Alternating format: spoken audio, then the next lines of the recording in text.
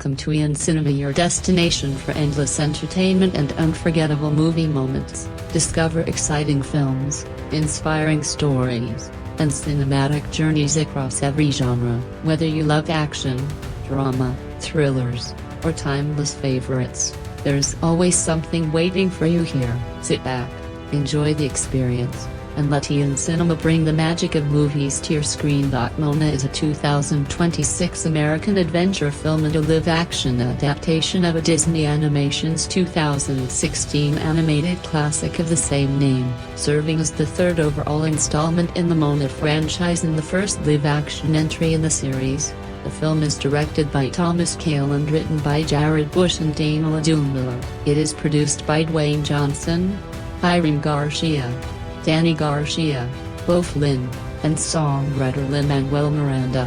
The film stars Johnson, reprising his role as Maui from the animated films, alongside Rena Owen, John Tuitt, Frankie Adams, Jermaine Clement, who returns as the voice of Timotoi, and Catherine Laga'aia in her feature film debut as Moana. The development of live-action Moana adaptation was officially announced by Dwayne Johnson in April 2023, with Thomas Kail joining as director the following month. In June 2024, Catherine Laga'aia was revealed as the new live-action Moana, along with the main supporting cast. Principal photography took place in Atlanta and Hawaii from July to November 2024. With an estimated production budget of $250 million, Moana ranks among the most expensive films ever produced. Released by Walt Disney Studios Motion Pictures in the United States on July 10, 2026, Moana has earned $231 million worldwide and received largely negative reviews from critics. Plot: long ago, on the Polynesian island of Maui, the people worshipped Te Fiti, the goddess of nature and the living island who brought life to the world's oceans through a magical Paunama stone that served as her heart and source of power. Maui, the legendary shape-shifting demigod of wind and sea and a master navigator, stole Te Fiti's heart, believing it would give humanity the power of creation. However, Te Fiti began to fall apart, and Maui was attacked by Laga'aia, a powerful volcanic demon. During the battle, Maui lost both the heart and his magical fish hook to the ocean before disappearing. 1,000 years later, the ocean chooses Moana, the daughter of Maui's chief Tuitt, to restore Te Fiti's heart and bring balance back to the world. Her parents, Tuitt and Sina, try to protect her from the sea and prepare her to become the island's future leader. 16 years later, a mysterious blight begins spreading across Maui, destroying crops and reducing the island's fish supply. Moana suggests traveling beyond the reef with her pet pig Bua to search for new resources, but her father refuses because he fears the dangers of the open ocean. Determined to help her people, Moana attempts to cross the reef but is defeated by the powerful waves and ends up shipwrecked. Her grandmother Tala later reveals a hidden cavern filled with ancient boats, explaining that Maui's ancestors were once great voyagers. She tells Moana that their people stopped exploring after Maui stole Te Fiti's heart, making the oceans dangerous. Tala explains that Laga'aia's darkness is spreading and that only restoring Te Fiti's heart can save their island. After receiving the heart from the ocean, Moana sets out to find Maui and convince him to complete the mission. Moana sails away in an ancient kamikawa from the hidden cavern, accompanied by Hai, a confused rooster who accidentally joins her journey. After being caught in a massive storm, she becomes stranded on an island where she discovers Maui. She demands that he return the heart, but Maui refuses and traps her before escaping with her boat. Moana manages to break free and confronts him, eventually convincing him to continue the journey with her. Soon after, they are attacked by the Kukumora, a group of coconut-armored pirates searching for the heart, but the pair successfully escape. As their adventure continues, Moana struggles to see Maui as a hero because his actions caused the world suffering. She encourages him to make things right by returning Te Fiti's heart. However, Maui first needs to recover his magical fish hook from Timotoi, a gigantic treasure-obsessed coconut crab living in Laga'aia. the realm of monsters. While Moana distracts Tamatoa, Maui retrieves his hook but discovers that he has lost control over his shape-shifting abilities. Tamatoa gains the upper hand, but Moana helps Maui escape. During their journey, Maui reveals his painful past. He explains that his first tattoo appeared after his human parents abandoned him as a baby, and the gods granted him his powers out of sympathy. With Moana's encouragement, Maui regains confidence and teaches her the ancient art of wayfinding. Their bond grows stronger as they learn to trust and support each other. When they finally reach Te Fiti's island, they are attacked by Laga'aia. Moana refuses to give up, but the battle severely damages Maui's magical hook. Afraid of losing it again, Maui leaves Moana behind. Feeling defeated, Moana asks the ocean to choose someone else to complete the mission. The ocean takes back the heart, but the spirit of Dal appears and inspires Moana to understand her true purpose. Moana retrieves the heart and returns to face Laga'aia alone. Maui eventually returns after realizing his mistake and fights Laga'aia to give Moana a chance to reach the island, sacrificing his magical hook in the process. When Moana cannot find Te Fiti, she realizes that Laga'aia is actually Te Fiti herself, corrupted and transformed without her heart. The ocean creates a path for Moana, allowing her to restore the heart and heal Te Fiti. The goddess restores life to the ocean and islands, repairs Maui's hook and Moana's boat, then transforms into a peaceful island. Moana says goodbye to Maui and Te Fiti before returning home to reunite with her family. After placing a shell on the traditional stone stack created by previous chiefs, Moana embraces her role as the new chiefess and wayfinder. She leads her people back to their ancient tradition of ocean exploration, continuing their voyages alongside Maui. Cast: Dwayne Johnson as Maui, a legendary, powerful, and confident shape-shifting demigod who joins Moana on her mission. Johnson returns to the role he originally voiced in the animated films. Catherine Laga'aia as Moana, the adventurous daughter of Chief Tu'unsina, who is chosen by the ocean to restore Te Fiti's heart and save her people. Broken Bar Mailima portrays 8-year-old Moana.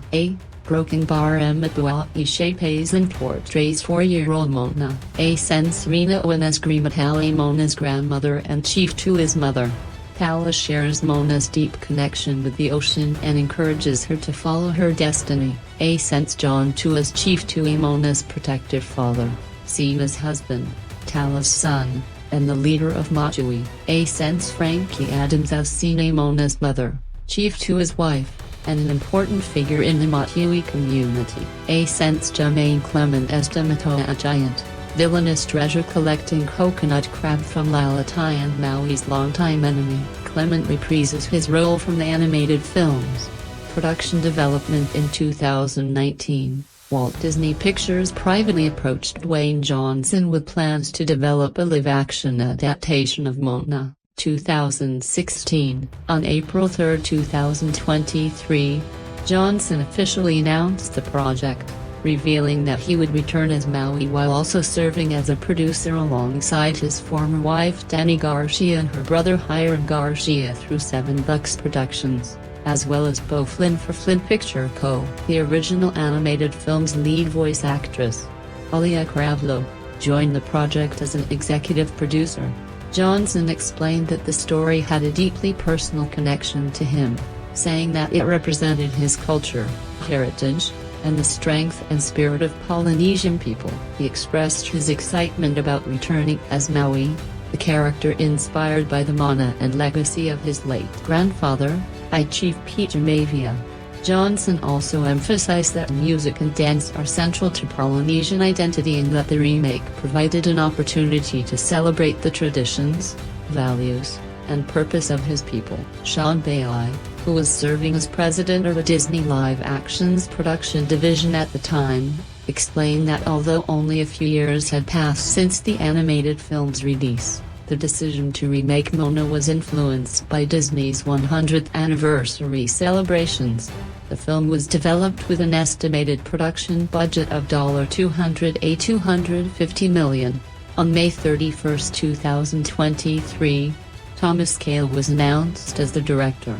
This marked his first narrative feature film after previously directing the filmed version of the Broadway musical Hamilton. Casting was originally expected to begin later in 2023 but was delayed until November 8, 2023, due to the 2023 SAG-AFTRA strike. In February 2024, Johnson revealed that the actress chosen to play Moana had already been selected, although her identity was kept secret at the time. In June 2024, Laga'aia was officially announced as the new Moana. Alongside her, Jon Tuitt, Frankie Adams, and Rena Owen joined the cast. The screenplay was written by Jared Bush and Dana Ledoux Miller, co-director of Moana 2. The film marked the third collaboration between Dwayne Johnson and Jon Tuitt following their previous projects Hobbs Shaw, 2019, and Young Rock, 2021–2023. Filming principal photography began on July 29, 2024, in Atlanta, Georgia, under the working title Canon, before concluding in Hawaii on November 22, 2024. The production was initially planned to begin filming in June 2024 under the working title Motorheads, but the schedule was pushed back from an earlier October 2023 start date due to the SAG-AFTRA strike. Scarfor served as the director of photography, while Bill Westenhofer handled visual effects supervision after leaving the Marvel Studios film Captain America: Brave New World, 2025, to join the project. In August 2025, reports revealed that Disney had considered using an AI-generated deepfake version of Dwayne Johnson's face combined with a body double for certain scenes, with Johnson's approval and assistance from our company Metaphysic. However, the studio ultimately abandoned the idea due to concerns surrounding public debate, ethical issues, and increasing government discussions about AI regulation in filmmaking in society. The film was edited by Melanie Oliver. Music: the soundtrack for Moana, original motion picture soundtrack, was released on June 26, 2026. Through Walt Disney Record. The album features music produced by Lin-Manuel Miranda, Mark Mancina, and Laga'aia, with a total runtime of 30 minutes and 2 seconds. Mark Mancina, who composed the score for both the original Moana and its sequel, confirmed in December 2024 that he would return to create the music for the live-action adaptation. Lin-Manuel Miranda, who wrote songs for the original animated film, also returned to contribute to the remake after being absent from Moana 2 due to scheduling conflicts with Mufasa: The Lion King, 2024. For the remake, Miranda wrote a new song titled Along the Way. The end credits version of the song features performances by Ollie Crablow, Laga'aia, and Dwayne Johnson, bringing together the original and new generations of the Moana franchise. Moana was released on July 10, 2026, marking the 10th anniversary of the franchise and the original 2016 animated film. The movie was also released in IMAX theaters. It was initially scheduled to arrive on June 27, 2025, but after Disney announced Moana 2, the release date was pushed back by 1 year to create more distance between the two films. Reception box office as of July 27, 2026. Moana has earned $104.1 million in the United States and Canada, along with $126.9 million from international markets, bringing its worldwide total to $231 million.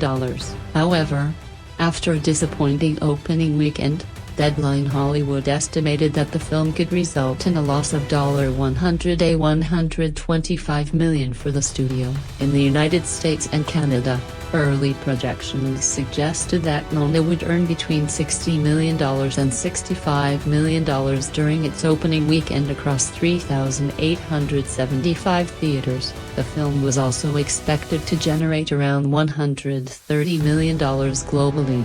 which would have made it the lowest opening for a Disney live-action adaptation. After earning $18 million on Friday, including preview screenings, expectations were lowered to an estimated domestic opening of $46 million.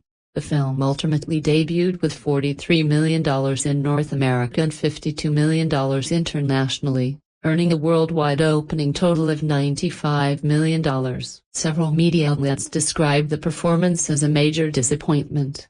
The film recorded one of the weaker opening weekends for a Disney live-action remake, ranking below Dumbo, 2019, which opened with $46 million, but slightly above Snow White, 2025, which earned $42.2 million. The film's underperformance was linked to audience fatigue with Disney's ongoing live-action remake strategy and competition from a crowded release schedule, including Disney's own Toy Story 5. During its second weekend, Moana dropped to second place behind The Odyssey, falling 56% and earning $19 million. Critical response on the review aggregator website Rotten Tomatoes: Moana holds an approval rating of 31% based on 188 reviews, with an average score of 4.8. The site's critical consensus described the film as a disappointing adaptation that lacks the energy of the original animated movie, reinforcing the 2016 version as the stronger adventure. Metacritic gave the film a score of 42 out of 100 based on reviews from 40 critics, indicating generally mixed or average reactions. Meanwhile, audiences surveyed by CinemaScore gave the film an average grade of A on an A+ to F scale. Tasha Robinson of Polygon criticized the remake for being almost identical to the animated original, writing that nearly every scene, line, and song remained unchanged except for a few added jokes and minor adjustments. She argued that the film lacked a strong creative reason to exist. Wilson Chapman of IndieWire similarly noted that the movie was one of Disney's most faithful remakes, following the original film structure so closely that it felt almost like a shot-for-shot recreation. In a one-star review, Clarence Lowry of The Independent criticized the film's visuals and performances, calling Dwayne Johnson's appearance one of several disappointing aspects of the production. Jonathan Romney of The Observer described it as an overly faithful remake that preserves the original's strengths, including songs co-written by Lin-Manuel Miranda, but suggested that replacing animated characters with live actors increased the film's exaggerated fantasy elements. Liz Shannon Miller of Consequence gave the film a bar rating, stating that while it avoided some of the major problems seen in other Disney remakes, it still struggled to justify its existence. Marshall Schaffer of The Playlist suggested that the film would likely attract viewers who accidentally choose it instead of the original animated version. Alyssa Wilkinson of The New York Times called Moana one of Disney's most unnecessary live-action remakes and suggested it may be among the weakest entries in the studio's remake lineup. Moana has always understood that a contradiction home is not the opposite of adventure. Identity is not the opposite of inheritance. To leave is not always to reject. Sometimes living is so how you finally understand what you are carrying. So wherever you are listening from, whatever memory you bring into this film, let us begin there. Not with the question of whether this version replaces anything. It cannot and it does not need to. Let us begin with a more honest question. What does this return reveal about the word that asked for it, and the industry that shaped it, and the audience that was ready to sail back into the same story once again? Because before we can understand what Moana is doing on screen, we have to understand the moment that brought her back to the ocean. And the moment that brought Moana back was already crowded with questions. By the time this film arrived in theaters on July 10, 2026, the idea of turning a beloved animated story into a live action was no longer a novelty. It had become one of the defining habits of modern studio filmmaking. Disney had spent years returning to familiar words, translating drawings into physical sets, digital creatures, real faces, and an increasingly elaborate spectacle. Some of those returns had found enormous audiences or had exposed a growing exhaustion with the formula. So Moana did not enter a neutral cultural landscape. It entered a conversation already asking whether recognition had become more valuable to Hollywood than a discovery. That question felt sharper here because the original did not belong to a distant generation. The animated Moana was released in 2016. It was still present in family homes, still circulating through streaming, still carried by songs that had never really disappeared. It earned more than $698 million worldwide, received Academy Award nominations for Animated Feature and Original Song, and gradually became one of the most enduring films of Disney's modern era. Then, Moana 2 arrived in 2024 and crossed $1 billion globally. Less than 2 years later, the live-action version followed. The ocean had barely settled before the studio asked people to sail across it again. Think about what that timing communicates. This was not a forgotten story being rescued from a vault. It was an active franchise being multiplied in real time. Children encountering a Catherine Laga'aia Moana in 2026 could easily have watched the animated original the night before. Parents were not being asked to revisit a distant childhood memory. They were being asked to purchase a new version of something already available, already loved, and already visually complete. That is why the central challenge was never simply can the story work with real performers. Of course, it can. The deeper challenge was what can physical reality reveal that animation could not? What emotional truth emerges when the ocean surrounds a real teenager, when woven fabric has a weight, when a village is built by hands, and when cultural practices are embodied by people whose communities carry them beyond the film. Without a compelling answer, faithfulness risks feeling less like reverence and more like duplication. And yet, reducing the entire project to corporate repetition would miss something important. The live-action production reportedly involved hundreds of Pacific Island performers, artists, dancers, navigators, tattoo practitioners, builders, and craftspeople.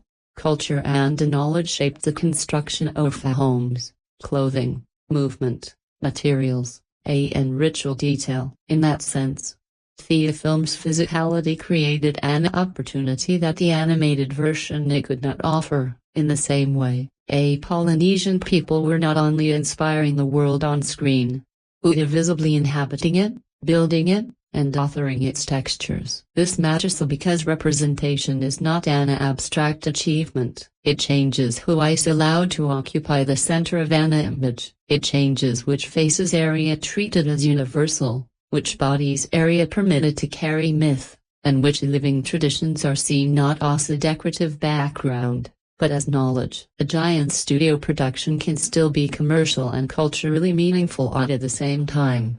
Those truths do not cancel each other. They create the tension through which the film must be understood. Director Thomas Kiley approached the material as someone deeply connected to musical storytelling and known especially for his stage work on Hamilton and In the Heights. His stated belief was that real performers could create a different emotional skill, particularly in moments involving Moana's youth.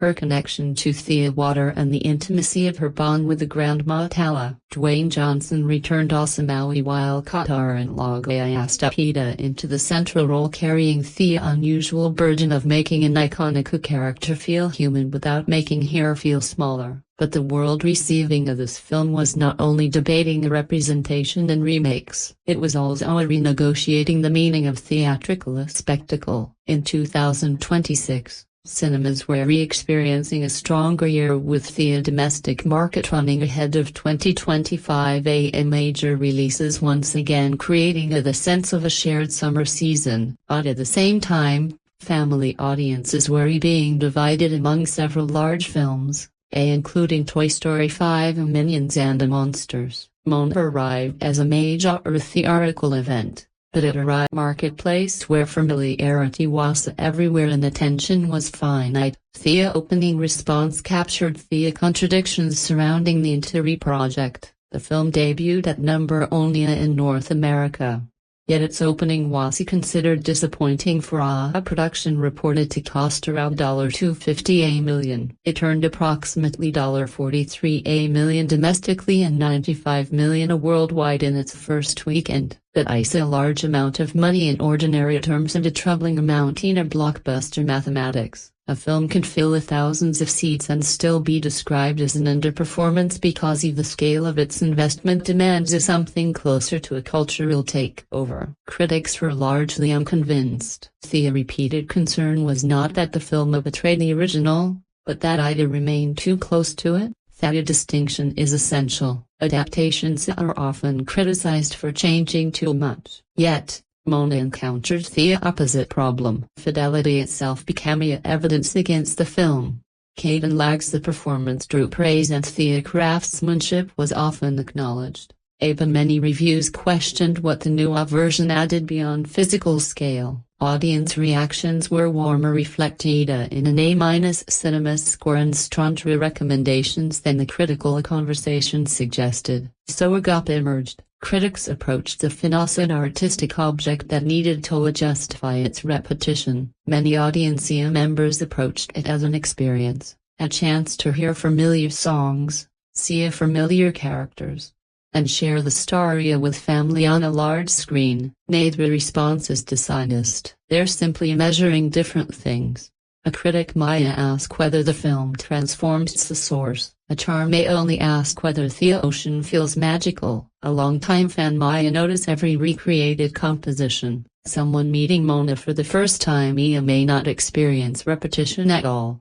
This is what makes reception so difficult to flatten into a score. Numbers can tell us that the response was divided, but they cannot fully explain the emotional contract each person brought into the theater. Some arrived wanting reinvention, some wanted a preservation, some wanted to see Pacific Island of faces standing inside a global of fantasy on the largest screen available.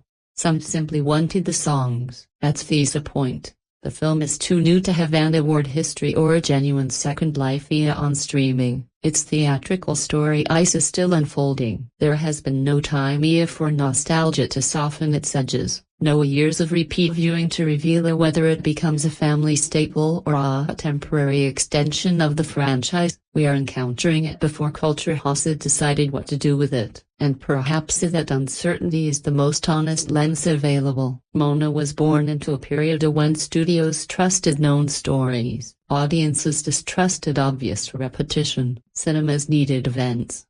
Streaming kept older films permanently accessible and a representation carried both genuinely emotional importance and enormous commercial value. The film reflects all of those forces at once. It is an artistic work, a cultural showcase, a corporate strategy, a family musical and a test of how much familiarity the modern audience still wants. Does it feel timeless? The story made the film itself feels unmistakably of the moment.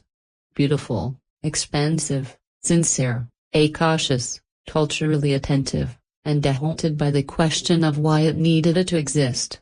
That does not make the journey meaningless, but it means the journey begins with a burden the animated film never had to carry. Before this Moana can discover who she is, the film must convince us that it has an identity of its own, and to see whether it finds the one, we have to leave the industry around it behind. And finally, look at the film standing in front of us. The film standing in front of us is Moana, Disney's 2026 live-action musical adventure directed by Thomas Kail and built from the emotional architecture of the 2016 animated story. It runs for 1 hour and 55 minutes and is rated PG. Catherine Laga'aia plays Moana. Dwayne Johnson returns as Maui. John Tuia portrays Chief Tua. Frankie Adams plays Issa. And Rena Owen becomes Grandma Tala. Those are the facts of the production. But facts alone do not explain the atmosphere this version is trying to create. At its heart, this is still the story of a young woman who feels called toward a horizon her community has learned not to cross. Her island is warm, abundant, and shaped by tradition. It is a home filled with affection rather than a prison she simply needs to escape. That distinction matters. Moana does not leave because she hates where she comes from. She leaves because loving her people requires her to discover the part of their history that a fear had buried. The world she inhabits exists somewhere between physical reality and remembered myth. The sand has texture. The boats carry weight. The wind moves through fabric and hair. Yet the ocean is not merely water, and nature is never empty scenery. It watches a response, protects, challenges, and occasionally seems to possess a sense of humor. Gods and monsters share the same horizon as families and fishermen. The supernatural does not feel like an interruption. It feels like one of the languages through which this world understands itself. And then there is Maui, the demigod whose confidence is so large that it almost conceals the wound beneath it. Dwayne Johnson returns to a character he already shaped through a voice. But live action changes the balance. His physical presence makes him theatrically more immediate, while making the vulnerable moments more exposed. Beside him, Laga'aia has the more difficult task. She must ply someone remembered to animation without becoming an imitation of animated movement. Piranha needs to feel a determined but not invincible young Buddha, never reduced to innocence, connected to a legend while remaining recognizably a human. This is where Thomas Gel's background becomes important. His strongest instinct is not simply towards a spectacle but toward performance, moving inside music. He understands that in a musical SM should not pause the drama, it should reveal the point where ordinary speech is no longer enough. That idea suits Moana because so much of her journey depends on feelings she cannot initially explain. The music gives form to desire before she has the language to defend it.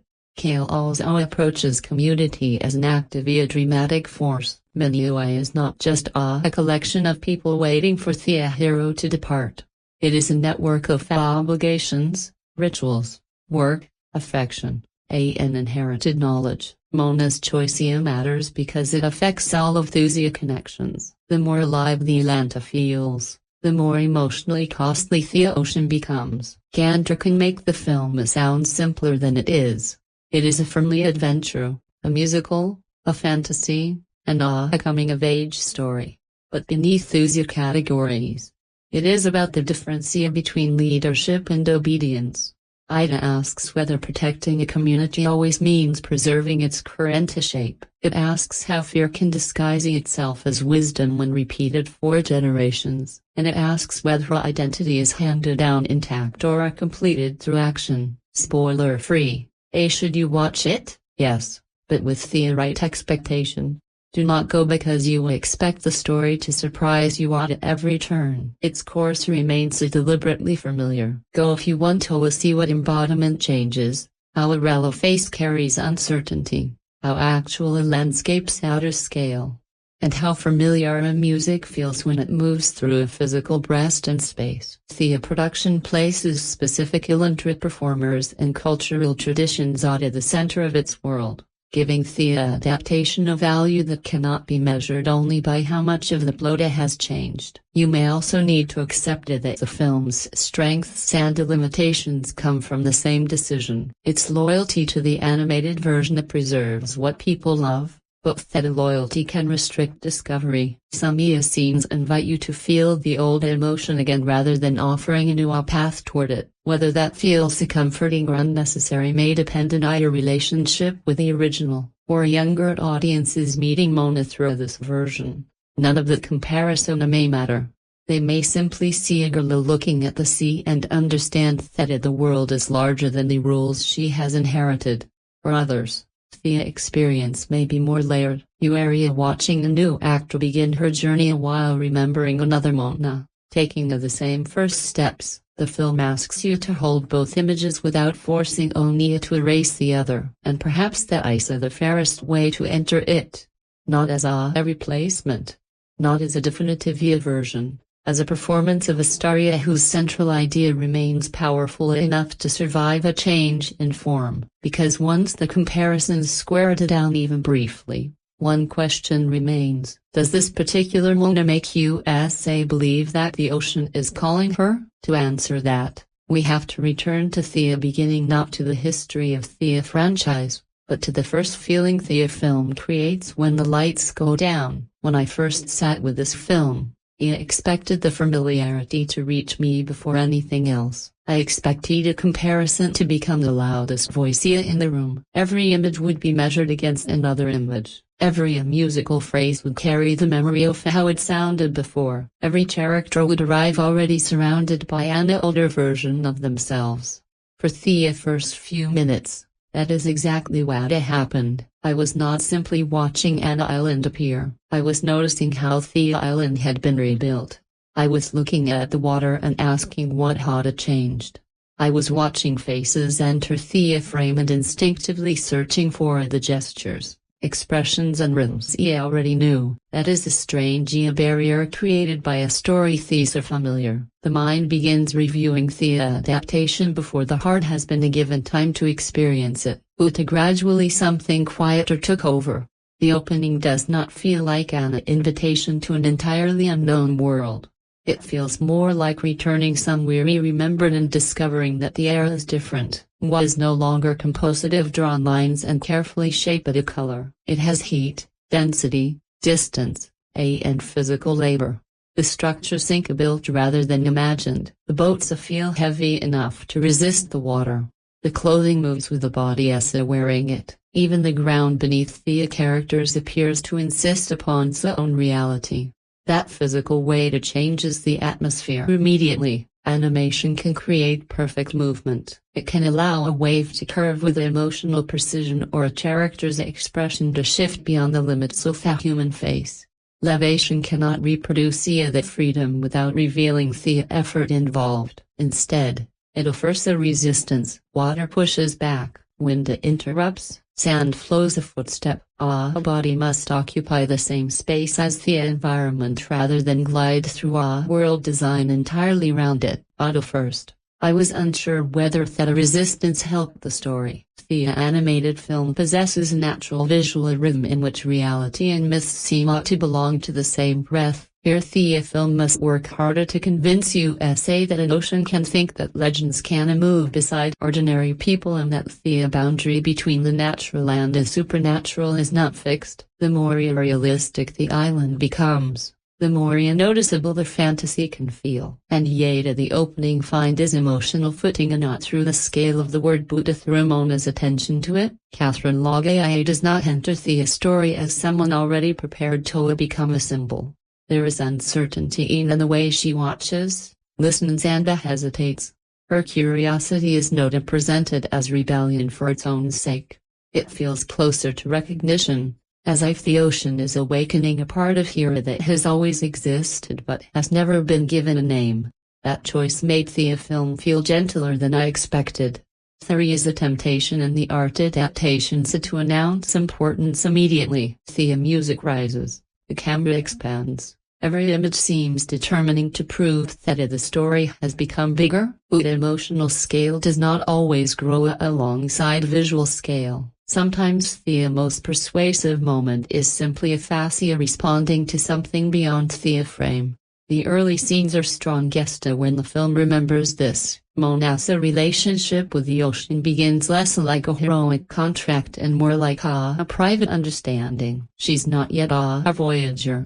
She is a child sensing that the world is trying to communicate with her. The water is playful, but it also carries mystery. It offers affection without explanation. That unanswered connection becomes more important than any display of digital power because it gives the journey an emotional origin. You believe she will return to the water because the water represents the first place where she feels fully recognized. The atmosphere around her, however, is not hostile. This matters more in life via action than it might appear. Her familia is not constructed as a simple force of oppression. There is warmth in the village and meaning in the responsibilities waiting for her. The life plan for Moana is not empty. She could belong there. She could be loved there. She could become a capable leader there. That is precisely where here restlessness carries weight, leaving a place that has given you nothing is escape, leaving a place you love because something essential remains unfinished is transformation. What struck me most during this first encounter was how the film's emotional tension emerged from the distinction. Moana does not stand between happiness and misery, she stands between two forms of belonging, one is visible, inherited, and understood by everyone around her.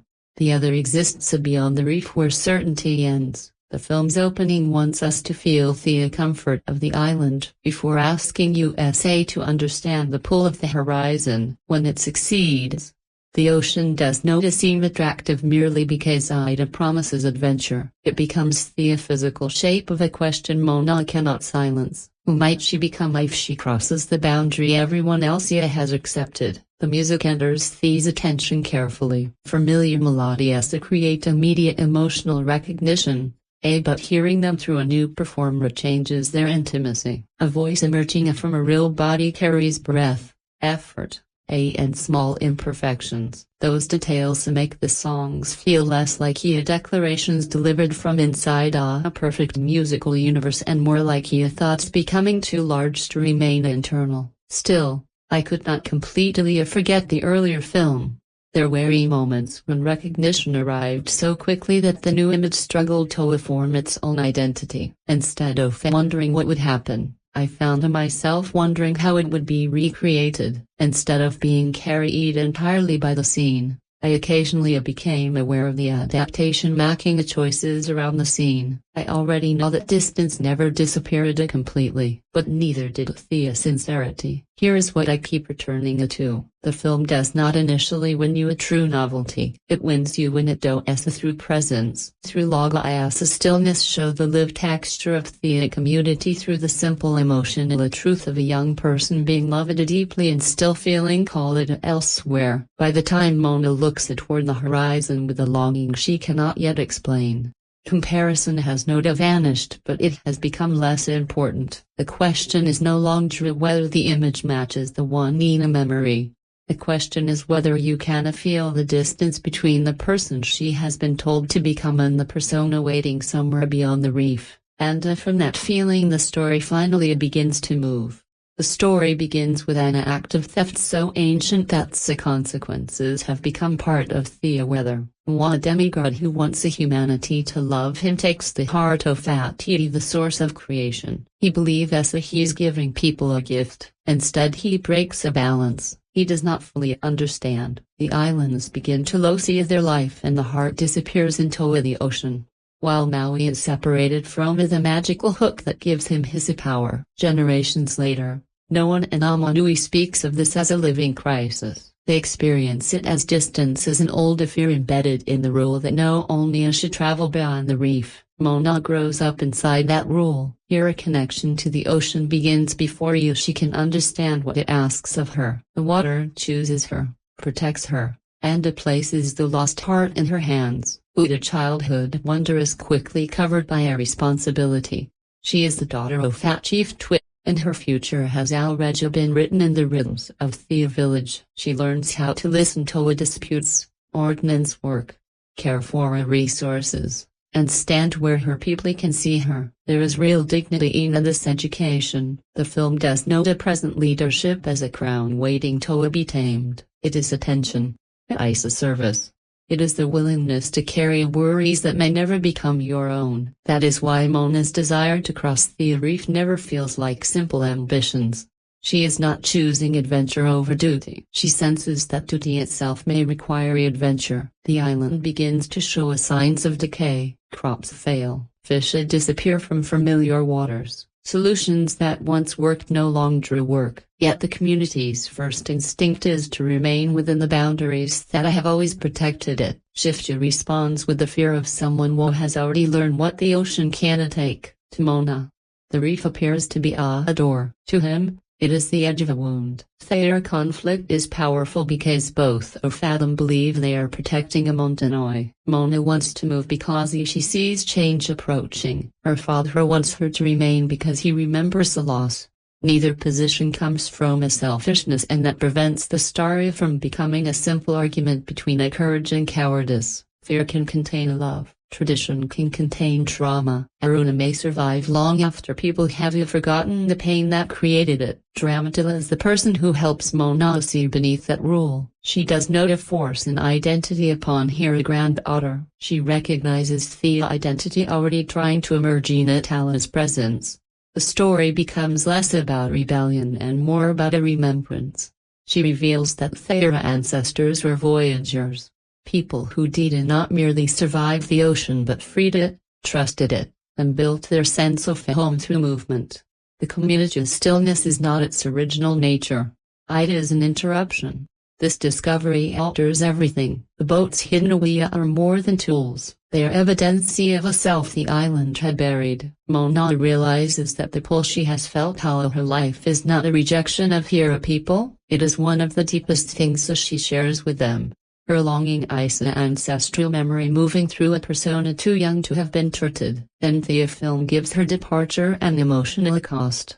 Tala's decline pushes the story away from possibility and into a necessity. Moana does not leave in a celebration. She leaves while grief is opening inside her. The island is still a home. Her family is still behind her. She has no guarantee that the ocean will make her worthy simply because it shows her. She takes the heart, enters the boat, and crosses the reef carrying an impossible task: find Maui, persuade him to restore what he stole, and someday return balance to a world much larger than her experience. The live-action adaptation follows this familiar voyage closely, preserving the original story's central mission and major relationships.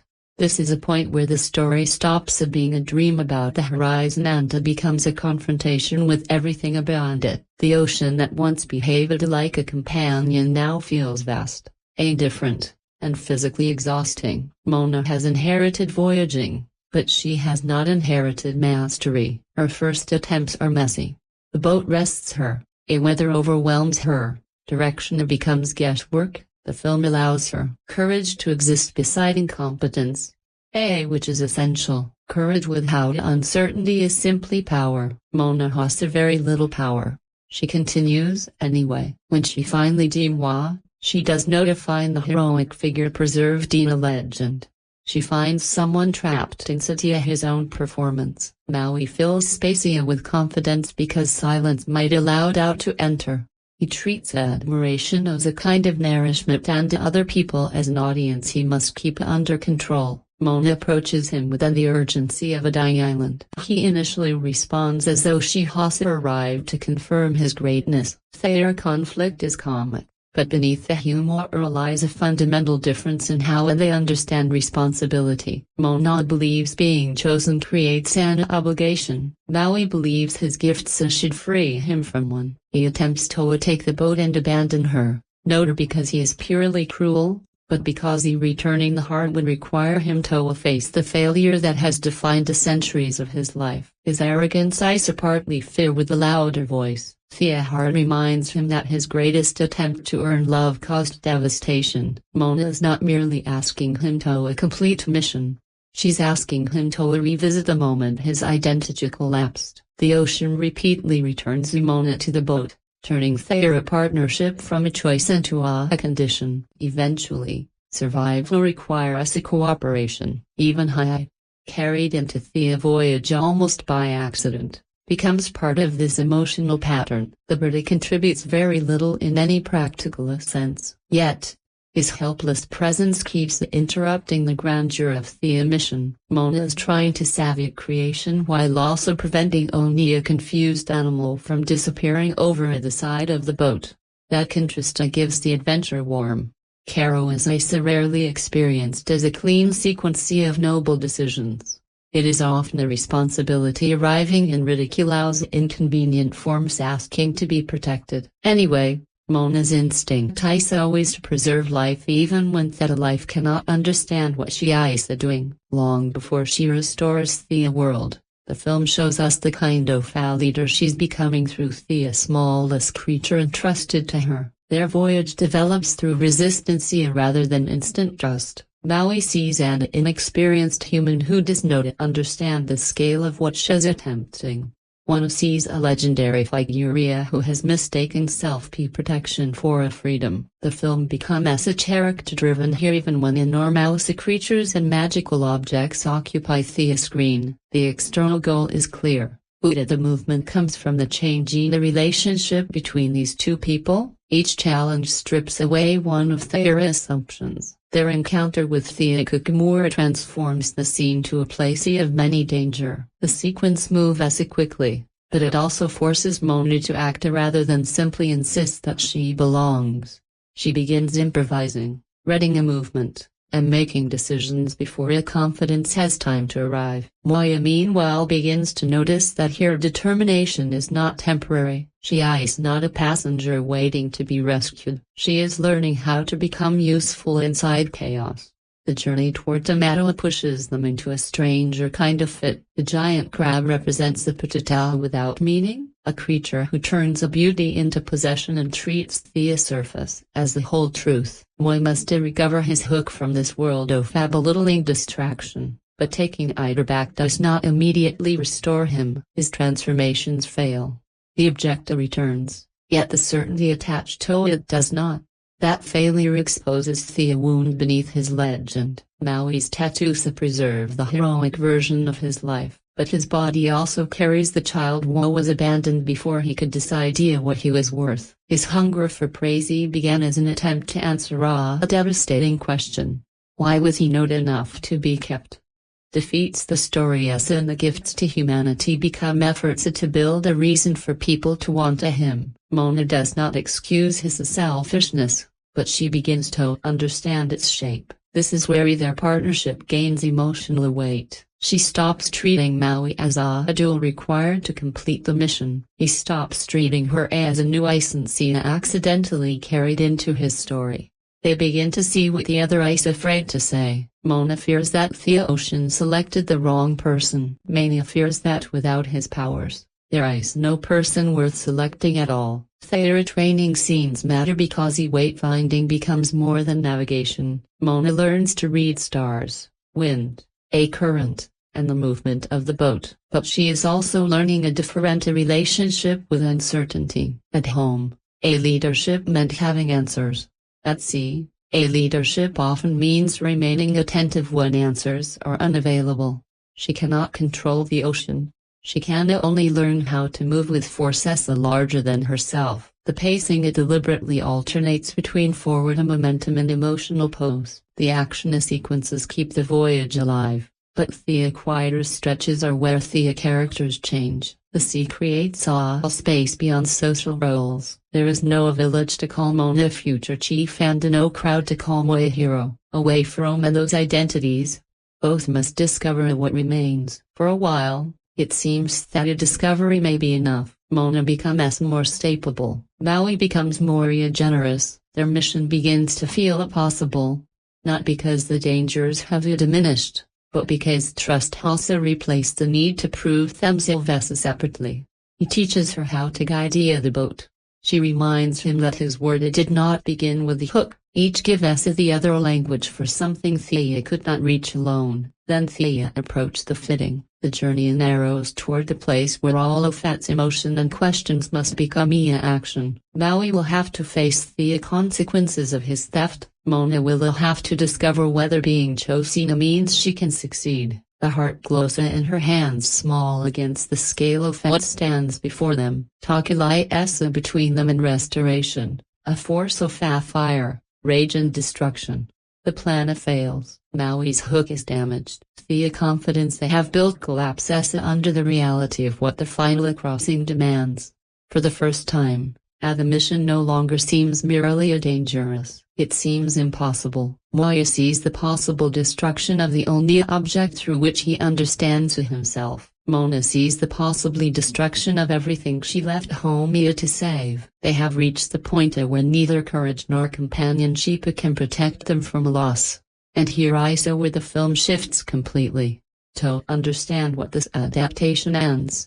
Ida helps to stop looking at the images as replicas and begin looking at the hands behind them. The live-action Moana was not developed around the belief that the animated film needed correction. Thomas Akale has spoken about trusting the original story and its characters, really searching for what would change when they became flesh and blood. His guiding idea seems to have been that two real performers looking directly at each other can transfer an emotion that animation expresses differently. That approach explains why the production often preserves the original structure instead of radically rewriting it. This experiment is not primarily narrative.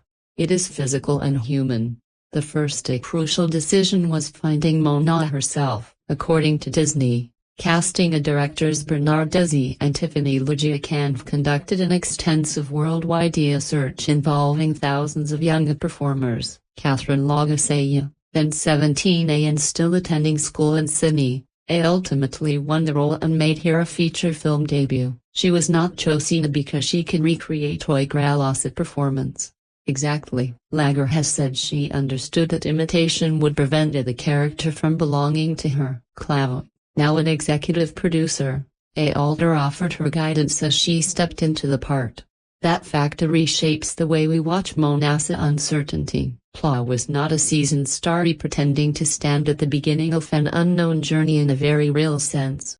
She was standing there herself. The scale of the production, the physical demands, and the cultural expectations surrounding the role were all larger than anything she had previously carried on screen. When her Moana appears unsure but continues forward, some of that vulnerability seems to belong to both a performer and character. The discovery happening in the story is mirrored by the arrival of a new actor before an enormous global audience. Dwayne Johnson's casting involved the opposite challenge.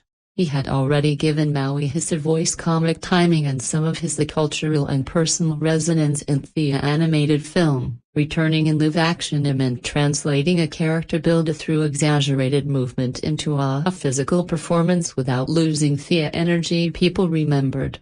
Callie recognized the unusual nature of watching one performer originate a role in animation and then embody it again with his entire body. That changes how Moi's confidence feels. In animation his size can expand with a joke. In live action, Johnson must carry that size continuously. The performance becomes more exposed because there is no area for the vulnerable man to disappear when the demigod's posture begins to weaken. What once lived in a shifting animated expression must now pass through breath, a stillness, and the smallest hesitation in the real face. The third revealing fact is the scale of the Pacific Islander ensemble. Disney states that more than 200 actors from across the Pacific appear in the film. The collaboration extended beyond the principal cast to dancers, craftspeople, navigators, tattoo practitioners, and cultural experts whose knowledge shaped what appears on screen.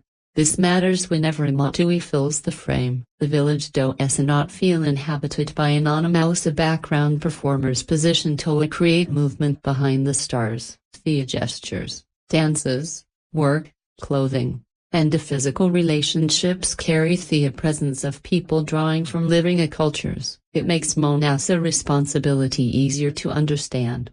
She's not trying to save a symbolic crowd.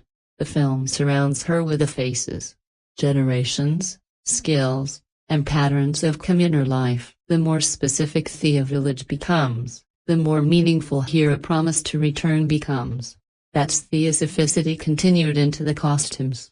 Tongan costume designer Liz McGregor reportedly searched museum collections in New Zealand and Samoa before overseeing more than 2,000 unique handcrafted garment. Moana's clothing incorporated handmade tapa with culturally meaningful designs, while the trim of her skirt was hand-woven specifically for this production. Moana's tea leaf garments were also created by Pacific artisans rather than treated as simple decorative pieces. Once you know this clothing stops functioning as a visual shorthand for an imagined land culture, it becomes evidence of time. A research, labor and knowledge. Thea fabrics do not merely tell us where Thea characters come from, they show that identity is constructed through practices passed from one pair of hands to another. When Moana carries her biba into the ocean, she is literally wearing the work and memory of her community. The same philosophy guided Thea's construction of modern way. According to production details reported after release, the village's traditional whai were built without modern names. Thousands of yards of coconut fiber lashing reused with Tongan master Lashrus Oimalana Filipto contributing his expertise. Kyle reportedly placed Tohia in the film during a moment in which Thea craft is taught to Moana. That detail gives one of the quiet village scenes a completely different weight. What Maya initially seemed like atmosphere is actually the preservation of knowledge happening within the frame. The film is not only showing us finished houses. It is showing how a culture remains alive through teaching. This echoes the Interest story. Moana's identity is not discovered in isolation but assembled from skills and memories others entrusted to her. Traditional cement tattoo expert Asapi Suluapi also advised the production and design was lower body tattoo. His participation reminds us that Moana's markings are not random fantasy decoration. They sit within a story influenced by Polynesian traditions in which the body can carry history, a status, identity, and relationship that makes Maui's animated tattoos more interesting as well. His body is already treated as an archive of his achievements. The involvement of a traditional practitioner strengthens the idea that history is not something Moana merely tells. It has been inscribed upon him, making his inability to escape his past visually unavoidable. The production also filmed in Hawaii, allowing performers to work against rela water, light, weather, and landscape. It was emphasized that placing a natural teenager in the middle of the ocean creates a different emotional response from watching an animated figure occupy the same space, but reality created its own challenge.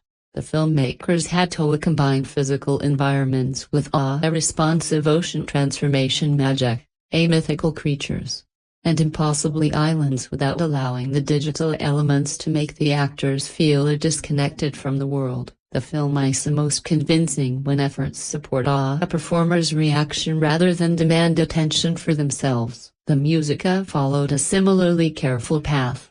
Callie reunited with Manuel Miranda. Willie established songs by Miranda Opadiah Foy and Martin's Manzina remained center, rather than inserting new numbers throughout simply to claim novelty.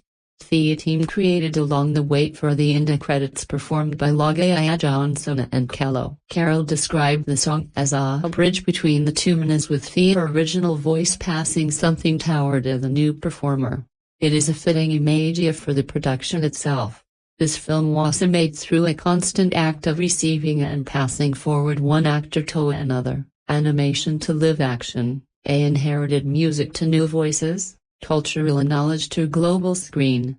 Not every creative decision escapes the shadow of the original, but the craftsmanship reveals that adaptations' most meaningful changes are often found not in what happens but in who is finally present to make it happen. And that presence becomes essential when we turn from the labor behind the film to the things the finished film genuinely achieves. What this film achieves most clearly is not reinvention. It is embodiment that may sound like a modest accomplishment for a production built on such enormous scale, but embodiment is the reason its best moments work. The story is already known. The melodies already carry memories. The film cannot rely on discovery in the usual sense. Its task is to make familiar emotions pass through real bodies, real breath, and physical space until they feel immediate again. Catherine Laga'aia is the center of that effort. Her performance does not try to compete with elasticity or perfect clarity of animation. She gives Moana more visible uncertainty. You can often see her forming courage rather than simply possessing it. Her strongest scenes are not the ones in which she appears most heroic. They are the moments before action when fear crosses her face and is followed by a decision not to retreat. The scene that proves this most completely comes when Mona's confidencia has been stripped away and she is left alone with the possibility that Thea chose incorrectly. Laga'aia does not play the moment as a large collapse. She becomes smaller, her voice loses a certainty. Her posture changes. The space around her suddenly feels too large for one person to carry, and because the performance has allowed doubt to remain present throughout the journey, the breakdown does not feel inserted merely to create drama. Ida feels like the emotional debt of every brave choice finally demanding payment. Laga'aia was selected from thousands of candidates and was encouraged by original Moana performer and executive producer Laga'aia to make the role her own rather than imitate what cameo before. That freedom is visible in the quietness of her interpretation. Rihanna Owen's drama talent provides the film with its deepest sense of emotional history. Her performance understands that Thalassa wisdom is not solemn all the time. She's playful because she has stopped needing the village to approve of how she says in the world. That freedom makes our final moments with Moana more painful. The performance never treats Strala as a device whose only purpose is to deliver information and disappear. She feels like someone who has spent years protecting a truth until the right person was ready to receive it. Thomas Gill has specifically pointed to the farewell between Moana and Kala as an example of what live performance can change. He is right. The power does not come from realism automatically being superior to animation. It comes from watching two performers share the same air, each face responding to the other in real time. The camera can hold grief before language organizes it. Trina Johnson's Maui works best when the performance stops trying to reproduce the speed of the animated character and allows his physical presence to become a part of the psychology. Maui has built an identity that must occupy every room and before anyone can question it. His gestures are large, his humor arrives quickly. He turns conversation into a performance because performance keeps him controlled. But the live-action form also makes his insecurity easier to see. Everybody cannot transform us effortlessly as an animated one, and this becomes theatrically useful when Maui's powers fail. Johnson allows the frustration to become embarrassment before it becomes anger. A hook is not simply a magical weapon. It is the object through which he has learned to believe he matters. The performance becomes most affecting when he looks less like a demigod losing power and more like an abandoned child losing the proof that he deserved to be loved.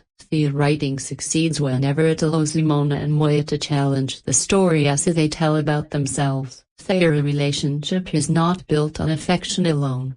It is built on interruption. Moana interrupts Moya's belief that value must be earned through applause. Moya interrupts Mona's belief that being chosen means she should already know what to do. Each character reveals the weakness inside the other's definition of fast strength. That is what makes the screenplay more than functional even when the structure follows a path we recognize. The external journey has a simply objective but the emotional journey keeps changing the meaning of that objective. Returning the heart begins also a task assigned to Moana. It becomes a proof that she belongs at sea. Then Ida becomes a responsibility shared with Maui. Finally, it becomes something more difficult, a choice she must make without certainty, validation or protection. The visual language is strongest when it stops trying to create an impressive postcard and begins using a scale to express emotion. Wide oceana frames repeatedly place Moana against a world that appears capable of swallowing her without noticing. Yet,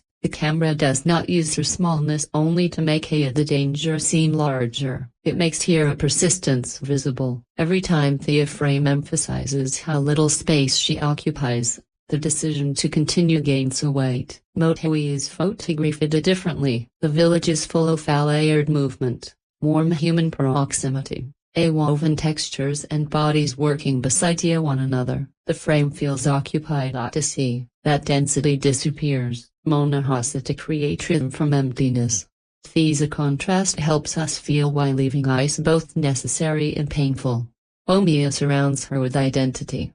The oceana removes every label and asks what remains. The film also understands the expressive power of faces. One of live action's most meaningful additions is the possibility of holding on a performer after the obvious emotion has passed. Often allows the reaction to continue for a bit longer than the dialogue requires. In those brief extensions, certainty becomes doubt, humor becomes defense, and grief becomes a resolve. The score carries the difficult burden of being instantly like a familiar music can produce emotional before scene earns it, and the film occasionally depends too heavily on that distorted affection, but at its best the music is not used as a button pushed to summon nostalgia. It grows out of a physical paddles striking motor or a feet meeting earth, voices gathering inside community, and breath-changing as a character moves from sound to a song. The songs swap because they represent different forms of identity. Moana's music reaches outward. Ida searches. Most music announces itself and demands a recognition. Tayla's musical presence feels like memory moving between the generations. The ensemble music of Moana creates order through shared rhythm. These are not simply variations in a melody. There are different ways of existing in the world. Sound becomes even more effective when the music withdraws. The ocean is rarely silent, but its sound changes with Moana's emotional state. At home, water can feel inviting and intimate. Far beyond the reef, it becomes heavy, repetitive, and indifferent. During danger, waves and wind reduce the language to fragments. In moments of doubt, the space between sounds seems to widen. The film lets the environment speak without pretending that nature always offers comfort. The ocean itself is handled with similar intelligence when the film resists the urge to make every intervention cute or spectacular. Its personality is communicated through timing. A wave pauses. A current redirects the boat. Water withdraws at the exact moment Moana expects support. These gestures create a relationship rather than a convenient magical system. The ocean can choose her without completing the journey for her. In fact, one of the film's better ideas is that guidance does not remove responsibility. Moana may receive signs, but she must still interpret them, act on them, and live with the possibility of being wrong. The visual effects are most persuasive when they preserve that boundary, allowing the water to seem attentive without turning it into a human face, and silence carries what the songs cannot. The most moving pauses arrive when a character has exhausted the identity they normally perform. Moana becomes quiet when confidence can no longer protect him. Moana becomes quiet when determination stops feeling like evidence that she's right. Tayla's absence creates a silence that remains present even after the music returns. This is what the film understands. Spectacle can show the size of a journey, but silence reveals its cost. Not every image achieves that balance. Not every familiar song discovers a new emotional shape. But when performance, framing, music and stillness align, the adaptation briefly stops being a recreation. It becomes a story happening now inside people whose bodies can tire, tremble, hesitate, and still move forward. Snorts. That is the last thing this film accomplishes. It does not make Moana stronger by removing her fear. It allows its strength to emerge visibly from a fear, and before we examine the causes where that approach falls short, we needed to listen more carefully to the moments in which the film says almost nothing at all. The film's quietest moments reveals something its larger sequences sometimes forget. Moana's journey is not powered only by action, it is powered by attention. She survives because she learns to notice. She notices the direction of the wind before she understands how to follow it. She notices fear behind her father's authority. She notices loneliness beneath Maui's confidence. She notices that the ocean is not simply carrying her somewhere, but waiting for her to become capable of recognizing where she must go. This is why silence matters so much in the story. Silence is not an absence of meaning, it is a space in which Moana begins to read what cannot be explained to her directly. Consider the way the camera stays with her when she looks beyond the reef. No one needs it to tell us what she wants.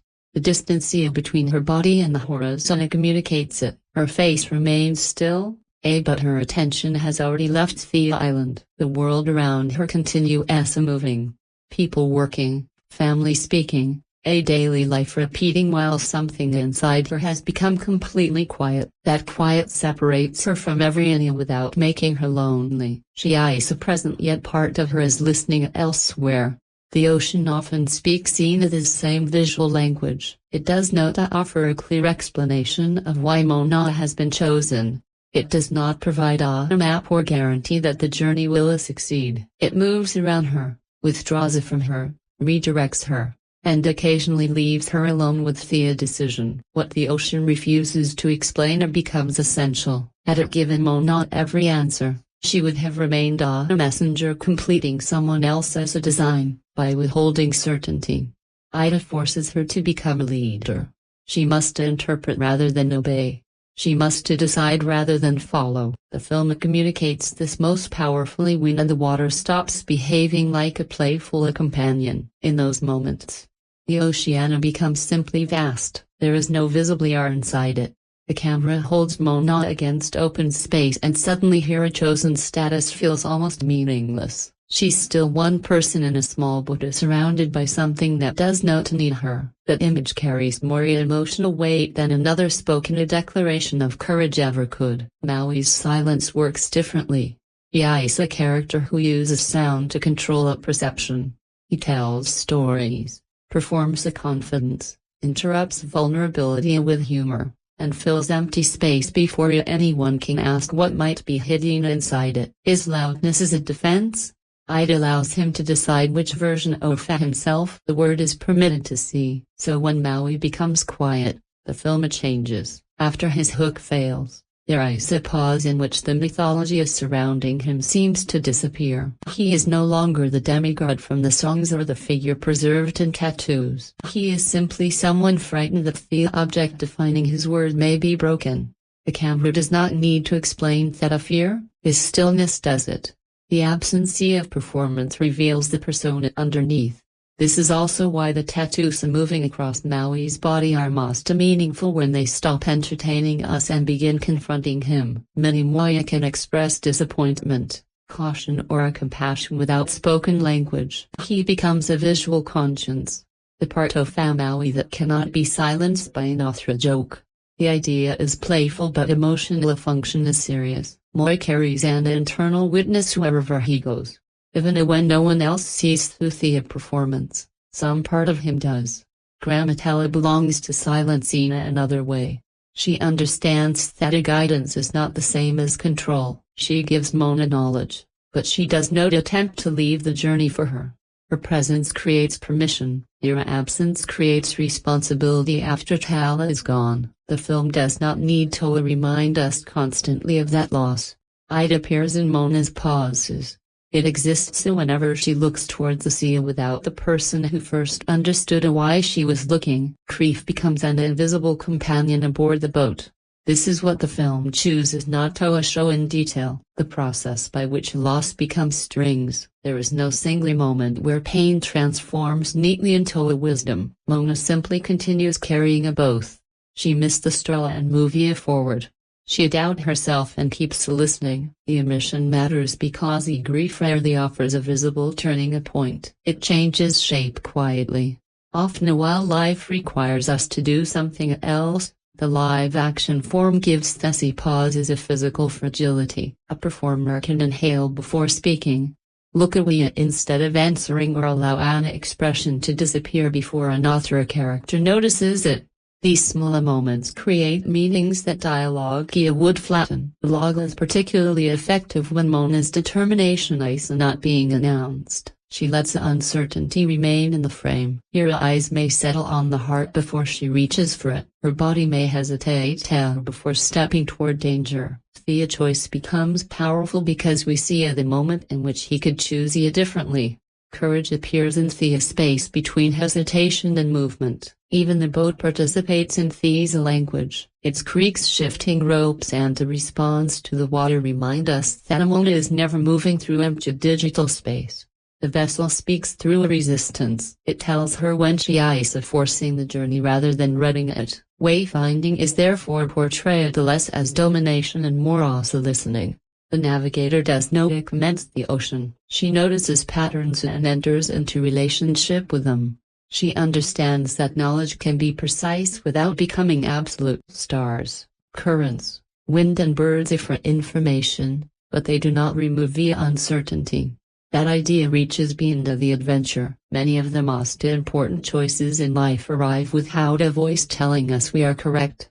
We move through fragments, a feeling we cannot ignore, a history only partially understood, the memory of someone who believed in us and the quiet realization that remaining still has become impossible. Moana's silence contains all of that. The film may be filled with the music, but its deepest truth lies between songs. It lives in the posing after confidence fails, the distance between home and horizon, the empty place left by someone who is gone, and the breath taken before a frightened person decides to continue. Cinema rarely does this well unless it trusts us to pay attention, and when Moana trusts silence, the story becomes larger than its spectacle. It becomes the experience of listening for a direction that cannot be spoken out loud. Uta silence alone cannot protect a familiar story from every weakness, and the very restraint that deepens some moments also exposes where the adaptation struggles to create a voice of its own. The film's greatest witness is inseparable from its most obvious strength. It knows exactly why people love Moana,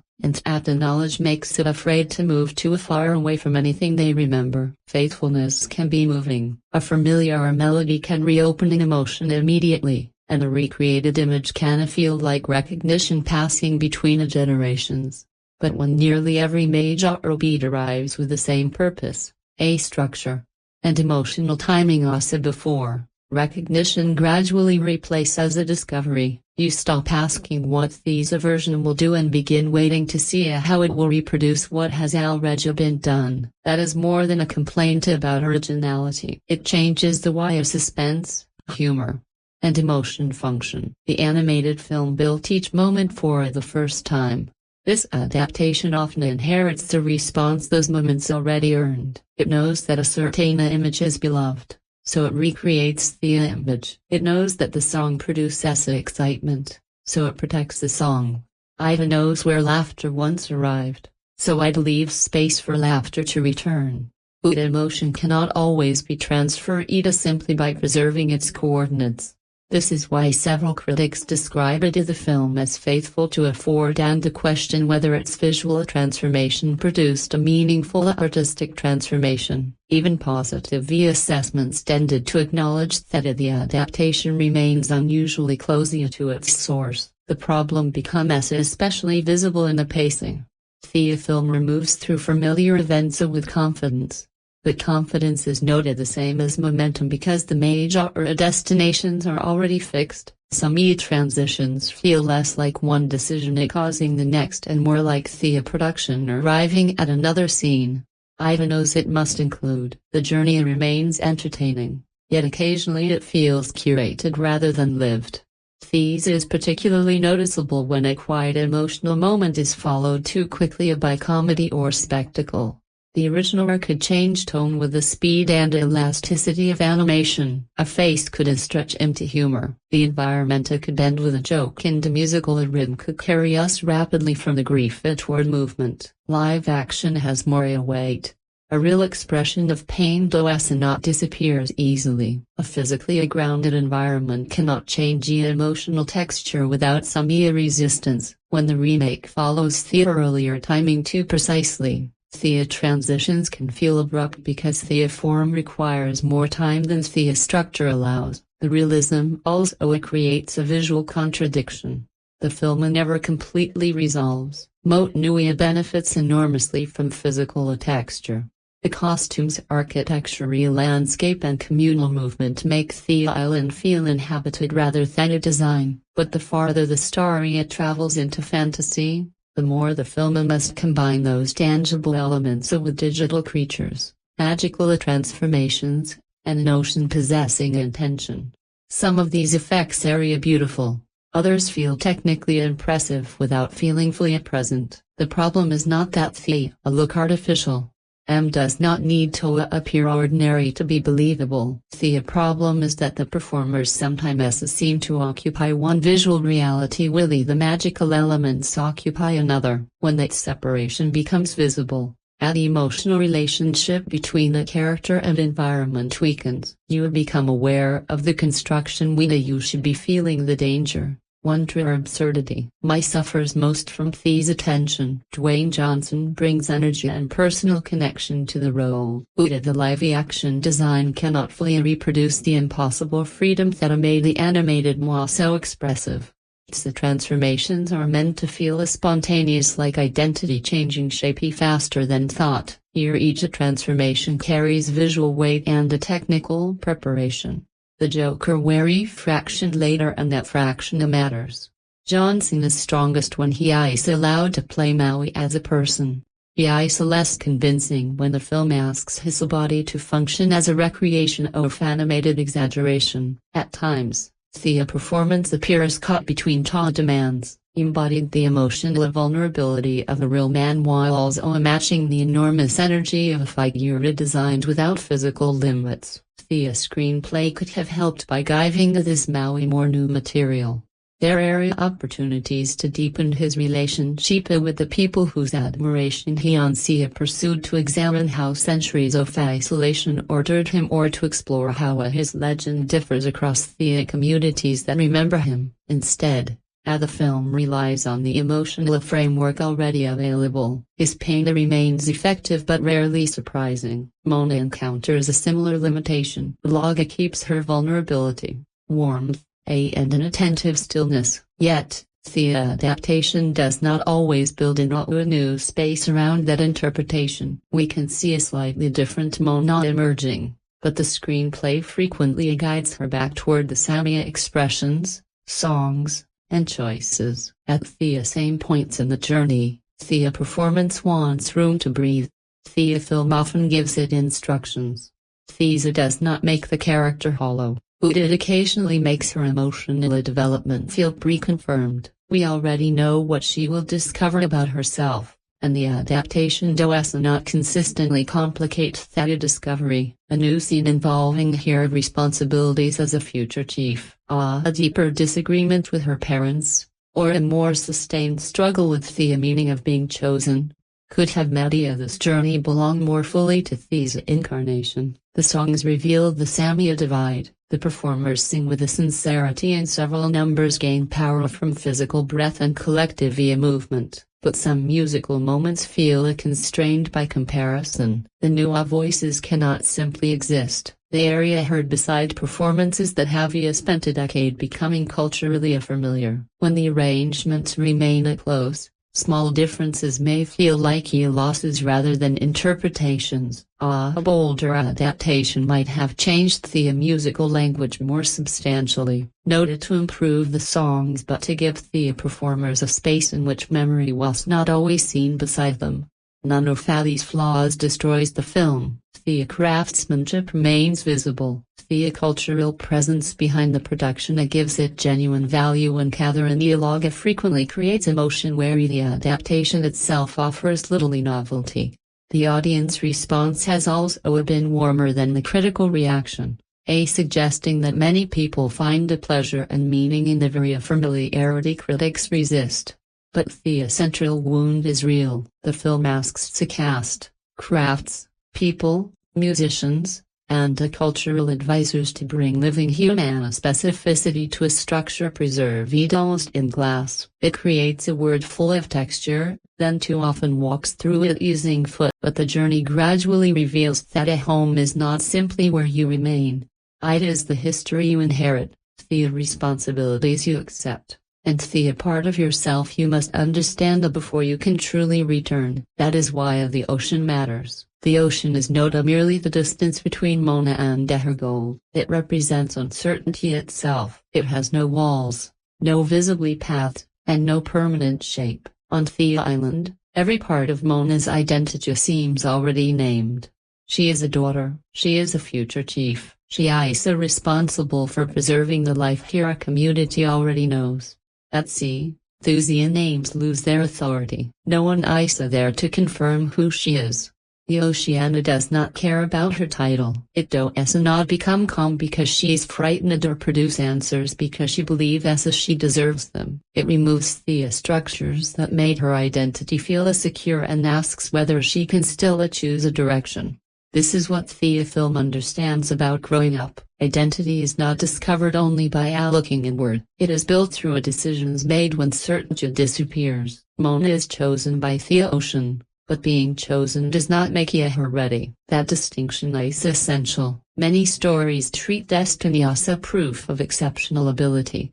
The hero is selected because some hidden greatness has already been confirmed. Moana complicates that idea. The Oceana gives her the heart, but it does not give her complete knowledge, mastery or protection.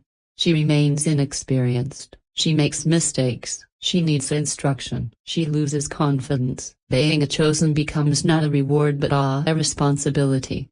Think about what theta means.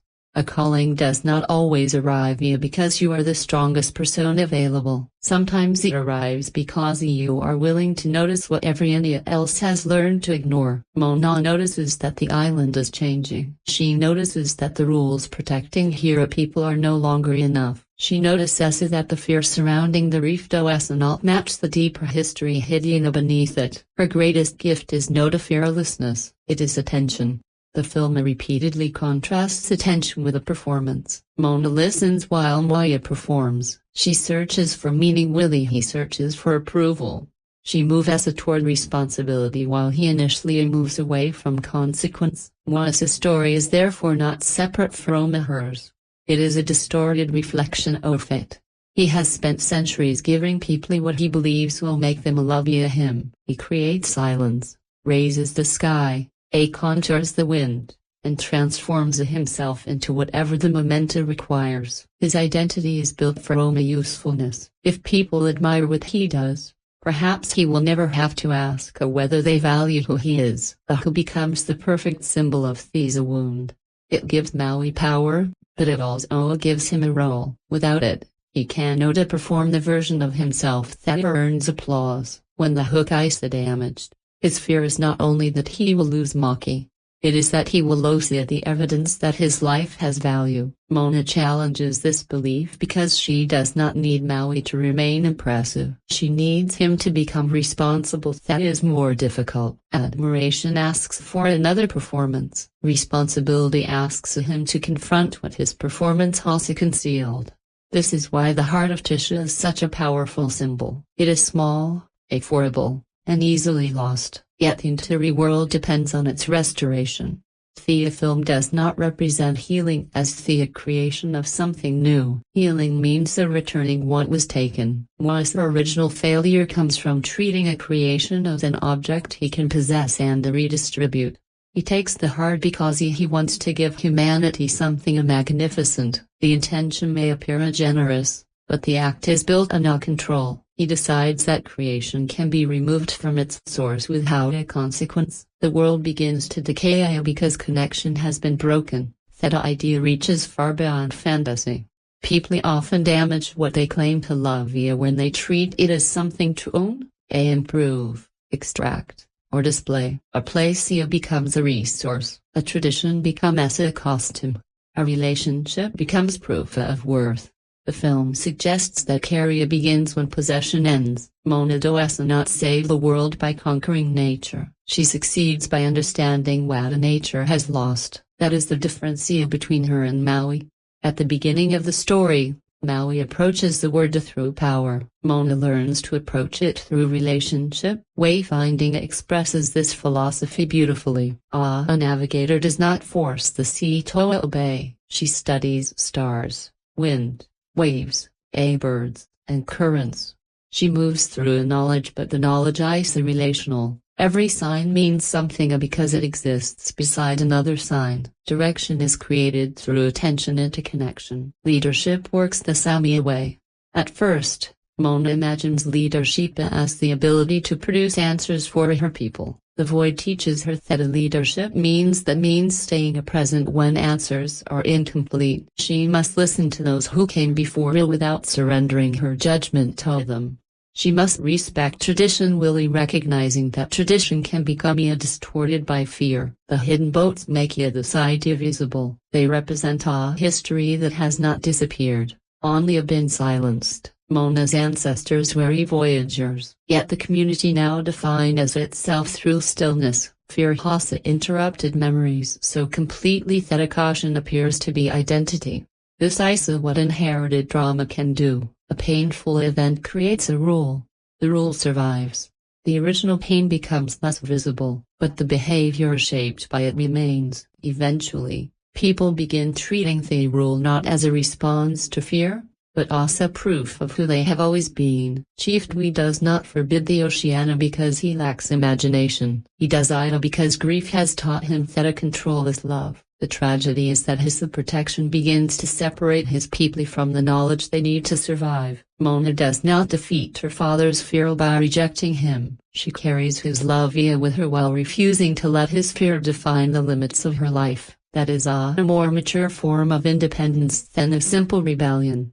She can understand why someone is afraid and still choose not to inherit the unchanged. Grandma Ella represents the opposite form of inheritance. She does not hand Moana a complete identity. She gives her access to memory. She opens a door and allows Moana to decide what to do with what lies behind it. That is why the Lhasa guidance feels so loving. She does not demand that Moana become a copy of the ancestors. She helps her understand that the desire she feels is not evidence that she is broken or disloyal. Ida belongs within a much larger story. Sometimes the most transformative thing another person can tell us is not what to do, but that the part of ourselves we fear does not make us alone. Here is what I keep returning to. Moana's journey does not end with her choosing the ocean over the island. She learns that the two were never opposites. The ocean is part of her people's identity. Voyaging is part of home. Movement is a part of belonging. She does not need to abandon her community to become herself. She must expand the community's understanding of itself so that both can survive. This is why the story resonates so strongly with anyone who has ever felt divided between expectation and desire. Maybe your family prepared only a future for you while another kept calling quietly. Maybe you were taught that loyalty means remaining unchanged. Maybe you have felt guilty for wanting something that no one around you could understand. Moana offers a gentler truth. Becoming yourself does not always require rejecting where you came from. Sometimes it allows you to return with something your home has forgotten. The film also understands that restoration is different from victory. A typical adventure might end with the hero defeating the monster blocking the way. But Moana's deepest insight is that destruction is not always the answer to destruction. Anger may be cleave without recognition. Violence may be the shape of lost takes when no one sees the wound beneath it. To restore balance, she must eventually look beyond the form of the threat and ask what happened to create it. That question changes the moral structure of the story. The world is not safe because Moana becomes stronger than everything standing against her. It is safe because she becomes perceptive enough to understand what strength alone cannot solve. Cinema rarely gives a young hero this kind of power. Here a greatest act is not domination. It is a recognition. And perhaps that is what Moana is really saying. We spend so much of life trying to prove who we are to achievement, obedience, usefulness or admiration. But beneath all of that a performance is a quieter question. What remains when no one is telling you what to be? Moana's answer is not a title. It is not a magical object. It is the capacity to listen, remember, choose, and return. She becomes a wayfinder not because the ocean gives her a path but because she learns how to find one where none can be seen. To understand Thomas Kale's signature begin with a paradox. He is a director of moment who is most interested in what moment reveals about a people. Before Moana Kale built his reputation in theater, he directed The Heights and Hamilton, then moved to a television and live musical performance with projects such as Foy Burden and Grease Life. Moana became his feature film directorial debut, but it did not ask him to abandon the instincts for media in those earlier spaces. It asked him to translate them. The clearest of those instincts is his understanding of a community. In The Heights, A neighborhood is not simply a location, it is a living dramatic organism. Stories overlap, music travels between the people, private dreams become inseparable from family obligations, and a fear of losing a place that shaped everyone inside it. Hamilton uses another word and musical language. Buddha, the same instinct remains. History is created through bodies moving together. A witness is reshaping events and an ensemble turning personal ambition into a collective memory. Thus, sensibility fits Moana naturally. Mutiny works best when Cult treats it not as scenery, but as a community whose rhythm existed before the camera arrived. People build, weave, dance, teach, prepare food and respond to the island together. Moana's departure matters because she is leaving a human connection, not merely a beautiful location. Kill understands that an ensemble can reveal the emotional stakes of a protagonist. The village shows USA what Moana loves, what she may inherit, and what could disappear if she fails. Every surrounding body adds weight to the small figure who eventually enters the ocean alone. His second signature is the belief that music is action. For a Kill, a song is rarely decorative. It is a change in pressure. Characters sing when the emotion inside ordinary speech becomes impossible to contain. Movement, rhythm, and voice do not interrupt the story. They show the story becoming more honest. That is why Moana's musical sequences often begin in physical activity. Work becomes rhythm. Paddling becomes rhythm. Repeated tasks become the structure to which a community expresses its values. Moana's songs move outward because her identity is reaching beyond the boundaries around her. Moana's music performs toward us because he turns insecurity into spectacle. Callie has spent much of his career collaborating with Lin-Manuel Miranda from In the Heights and Hamilton to Thea's version of Moana. That history explains his trust in musical storytelling and the discomfort allowing language, percussion, gesture and emotion to occupy the same moment. His dark and recalling instinct is more intimate. He is fascinated by the person behind the performance for Verdon examined artists whose public brilliance existed beside their private damage. Hamilton is filled with the people constructing the version of themselves history might remember. Ivana in the Heights follows characters deciding which parts of identity must be protected and which must change. Moya belongs directly inside the pattern. He is always performing a legend. His humor, strength, and self-celebration form a structure built around abandonment. Kale's camera becomes most expressive when it waits for the performance to weaken. The important moment is often not the joke or a transformation, but the silence afterward when Maui can no longer control what his face reveals. Moana performs in a quieter way. She tries to embody the certainty expected from a future chief even when she cannot reconcile duty with the call of the ocean. Kale is drawn to the tension between the role a person occupies and the private self. Pressing against it. This makes Moana a continuation of a question he has asked for years. How do people author themselves really surrounded by histories, families, communities, and stories that have already assigned them a part? The film's answer is wayfinding. A wayfinder does not erase the world around her. She learns to lead it.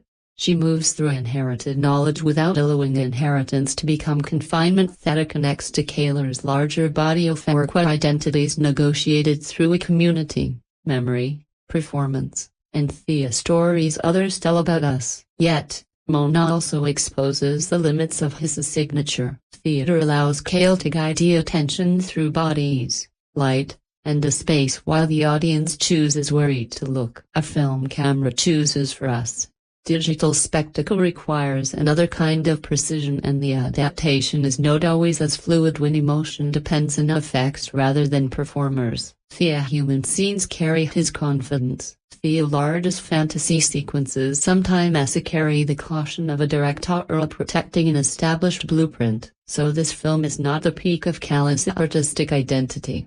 It is a transition. It extends his interest in mystical communities, inherited stories, and a people struggling beneath performative identities, but it places Thusia instincts inside an industrial form demanding fidelity, scale, and technical control. At times, he finds a moving imbalance.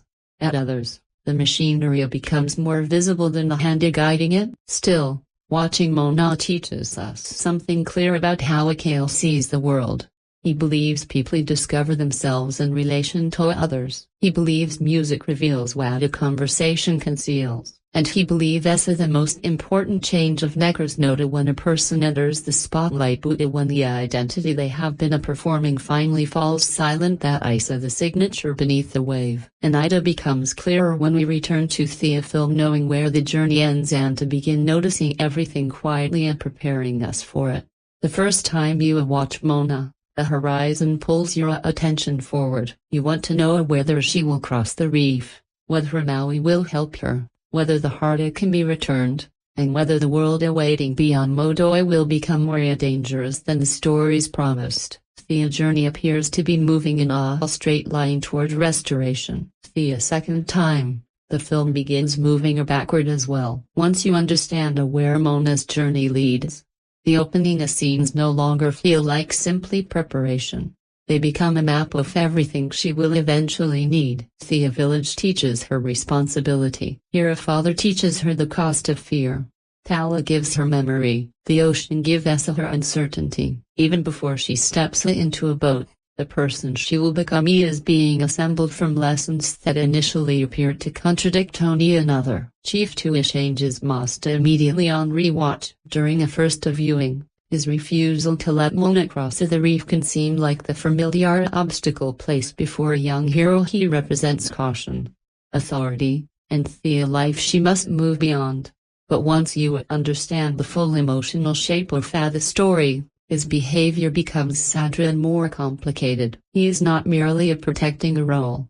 He is protecting himself from experiencing another loss. Watch how could his concern become anger whenever the ocean enters the conversation. The intensity of his reaction reveals that the subject is never theoretical for him. He is noted debating the future of the village. He is returning emotionally to the momenta that convinced him the sea could not be trusted. That makes his scenes with Moana more painful. He believes Heza teaching her leadership, yet his fear prevents him from seeing the form her leadership must take. The first time through their disagreement creates tension. The second time it becomes an example of how love can accidentally restrict the person it wants most desperately to protect. Her also feels different once you know how little time she has. Her playfulness becomes more purposeful. Her refusal to behave as the village expects is not simply a comic eccentricity. It is the kind of freedom she is quietly offering Moana. Tala has already accepted that belonging does not require obedience to every expectation. On rewatch, notice how often she watches Moana before speaking. She does not rush to tell her who she is. She waits for Moana's own questions to become strong enough to carry the answers. That patience is one of the story's most loving detail. Tala understands that a truth given to can become an author instruction. Truth discovered at the right moment becomes recognition. The hidden boards gain greater power also well. At first, they are an exciting revelation, physical proof that the island's history is larger than Moana has been told. On rewatch, they feel almost mourned for. These vessels were made for movement, yet they have remained in darkness while an entire community forgot the knowledge they represent. The boats are not abandoned because the people stopped loving the ocean. They are abandoned because fear became stronger than memory. Every layer of dust carries the weight of a generation that accepted stillness without knowing why. When the past is finally revealed, the scene is not only about Moana discovering that her ancestors were voyagers. It is about realizing that a community can lose part of itself, while sincerely believing it is preserving itself. Maui's early behavior also becomes easier to read. His introduction is constructed around confidence, comedy, and control. He tries to dominate every interaction before vulnerability has a chance to appear. During a first viewing, Theta energy functions mainly as entertainment and conflict. The second time you begin seeing the banning beneath it, his obsession with admiration is present in a very exaggerated gesture. He assumes that Moana must be impressed because he cannot imagine another safe relationship with another person.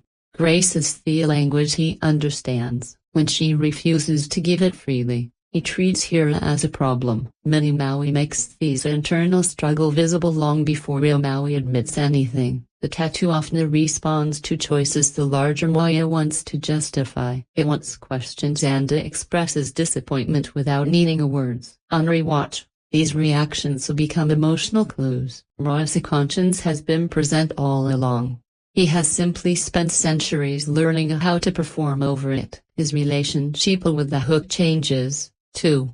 At first, it appears to be a powerful object he needs for the mission. Later, its emotional function becomes impossible to ignore. Maui touches, protects, and speaks about it as if it contains his identity. His fear of losing it begins long before the damage becomes visible.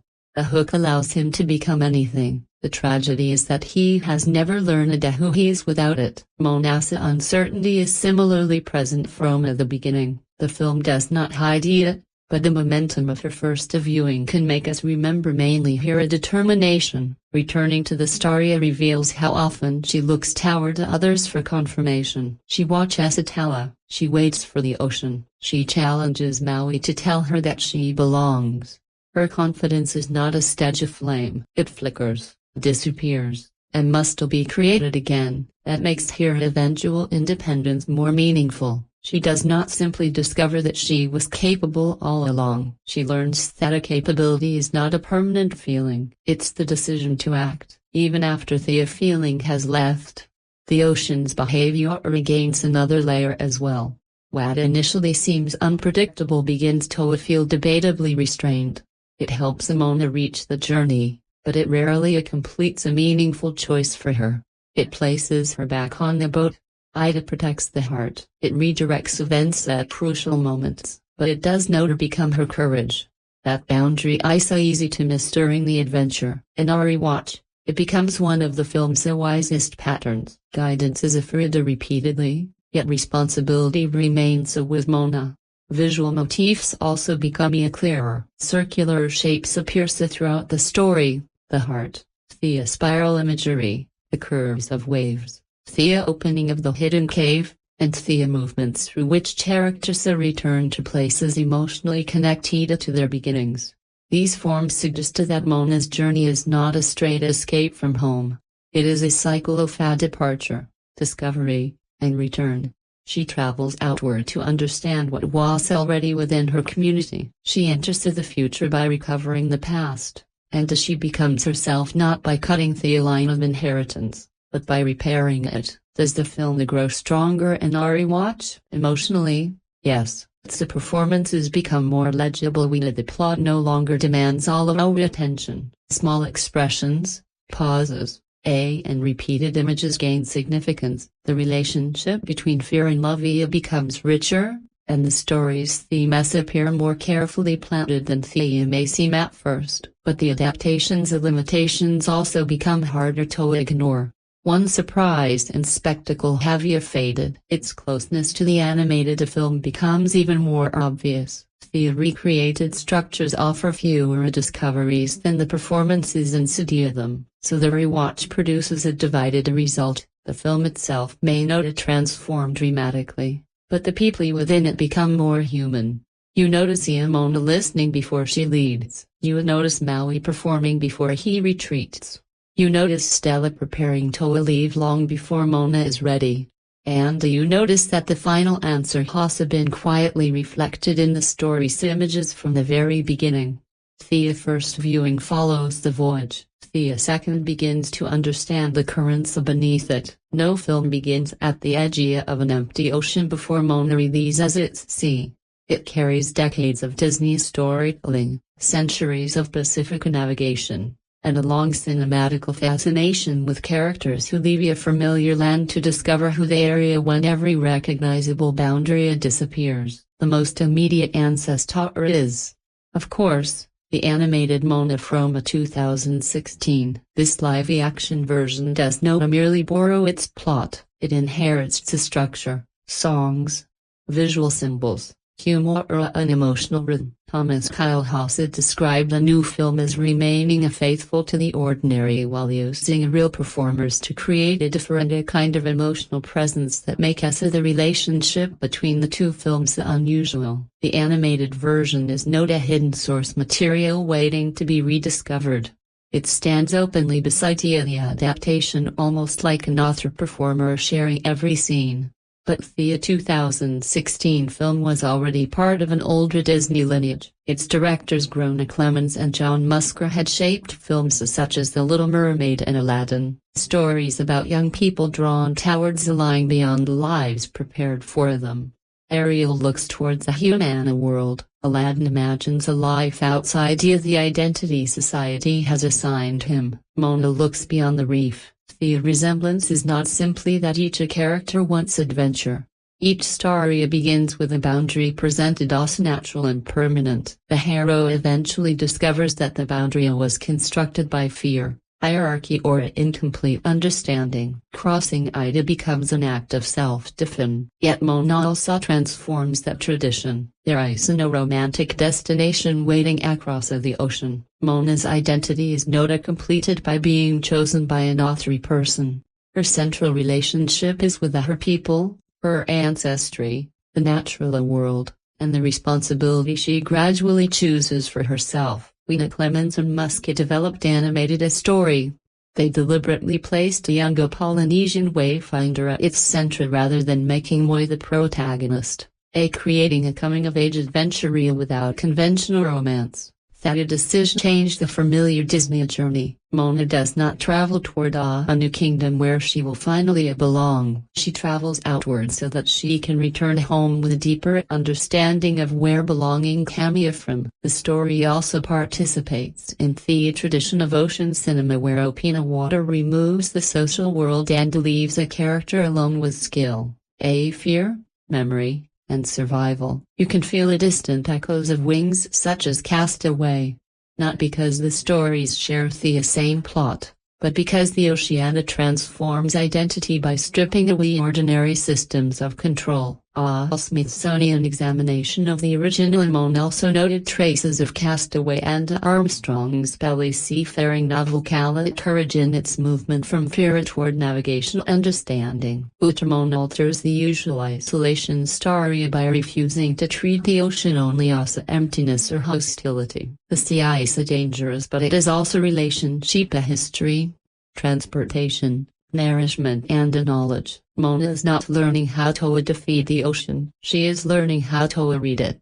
That distinction comes from a much older intelligence than cinema. Traditional Pacific wayfinding used observations of stars, sunlight, swells, winds, birds, and other natural signs to navigate immense stretches of oceana without modern instruments. The films transformed that knowledge into accessible adventure, but the central idea remains the profound. Direction can come from a sustained attention to relationships between the sky, water and living birdie displaces Moana and conversation with the films concerned with indigenous identity and the recovery of knowledge interrupted by fear or cultural displacement. Whale Rider is not a confirmed direct influence on Moana. The thematic relationship is difficult to ignore. Both stories center a young Pacific Island girl whose ability to lead is initially misunderstood because of the community's current expectations no longer contain the full truth of its own traditions. Both characters move forward not by rejecting ancestry but by entering more deeply into it. The difference is one of cinematic language. Whale Rider finds myth with an intimate realism. MA moves through musical fantasy, comedy, gods, monsters, and a responsive ocean. One whispers where the other sinks, yet both ask whether a tradition remains alive when it is merely repeated, or only when a new generation is allowed to interpret it. The live-action film also belongs to Disney's recent history of remaking animation through physical performance and digital realism. That lineage includes fans attempting to preserve recognizable stories while changing their visual form. Moana arrives after audiences have already learned the pleasures and limitations of that method. We know what realism can add: texture, human presence, cultural visibility. and the emotional vulnerability of the real face. We also know what it can take away: exaggeration, abstraction, visual freedom, and the sense that every elemental belongs naturally to the Sami imaginative word. This adaptation inherits that entire debate. Its most meaningful response is not found in the digital ocean or enormous creatures. It is found in the Pacific Island performers, builders, dancers, craftspeople, navigators, and cultural practitioners whose physical presence changes who is allowed to embody a global myth. The film draws from a cinematic past that often transforms Pacific cultures into distant scenery. Here, Pacific people occupy the center and help construct a world surrounding them. That does not remove every question of adaptation or cultural compression. Moana still blends the traditions from across a vast and diverse region into a fictional world designed for global entertainment. It enters a conversation. Earlier Hollywood films often failed even to recognize the difference between using a culture as an image and involving the people as creators of the image. So the cinema before Moana is not one simply path. It includes Disney heroines crossing forbidden boundaries, musical characters singing identities they cannot yet speak, solitary voyagers attested by open water, indigenous stories about recovering encrypted knowledge, and generations of films that treated the Pacific as an exotic background rather than a living center. Moana inherits all of them. Its achievement is not that it escapes every influence. Art never does. Its deeper purpose is to take the familiar voyage outward and turn it toward another who has historically been allowed to tell us stories about the ocean. And what changes when the people whose history lives within those waters finally stand at the center of the frame? That a question prepares us for the moment when every single wound and hidden connection comes together. From here, there's no way forward without revealing exactly where the journey leads. From the moment we go into full spoilers. If you have not yet seen this film, stop here. Go experience it first and come back. Some things deserve to be felt before they are understood. The story is fine and movement begins with failure. Moana and Maui have reached Thailand, but Taka stands between them and the place where the heart must be restored. Moana believes determination can carry Thema through. Maui understands that an Athradar may destroy his damaged hook, the object through which he has built nearly his entire sense of self. They try anyway. Da's fire overwhelms them. Maui's hope cracks further and the possibility of losing it becomes real. What follows is one of the story's most painful conflicts because neither character is entirely wrong. Moana sees Mo's departure as abandonment. She has trusted him, learned from him, and begins to believe they were completing this journey together. When he leaves, Ida confirms the fear she has carried since crossing the reef. Perhaps everyone who doubted her was right. Maui sees the situation differently.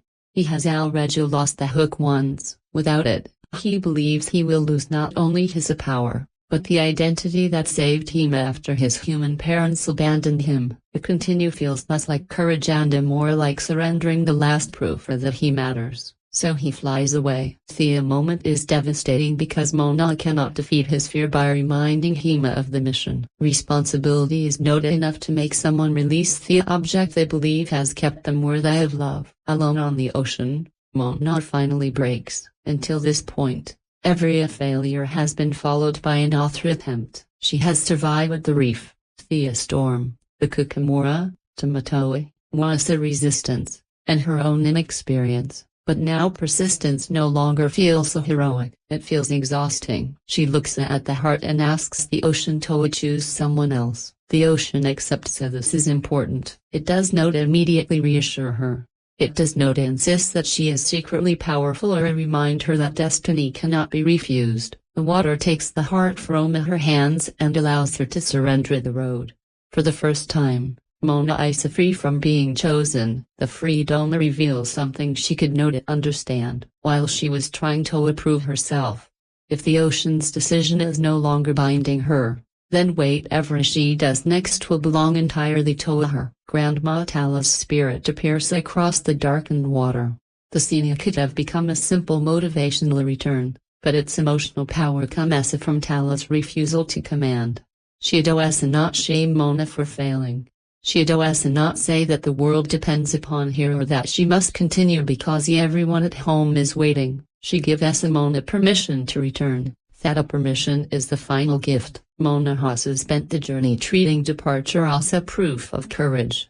Tala reminds her that a returning home would not erase what she has done. Love does not make her world dependent on completing the mission, and because Moana is finally allowed to stop, she can ask the question underneath every other question. Who is she when she's not trying to satisfy the ocean, her father Maui, her village, or even a Tyler? The answer comes through memory.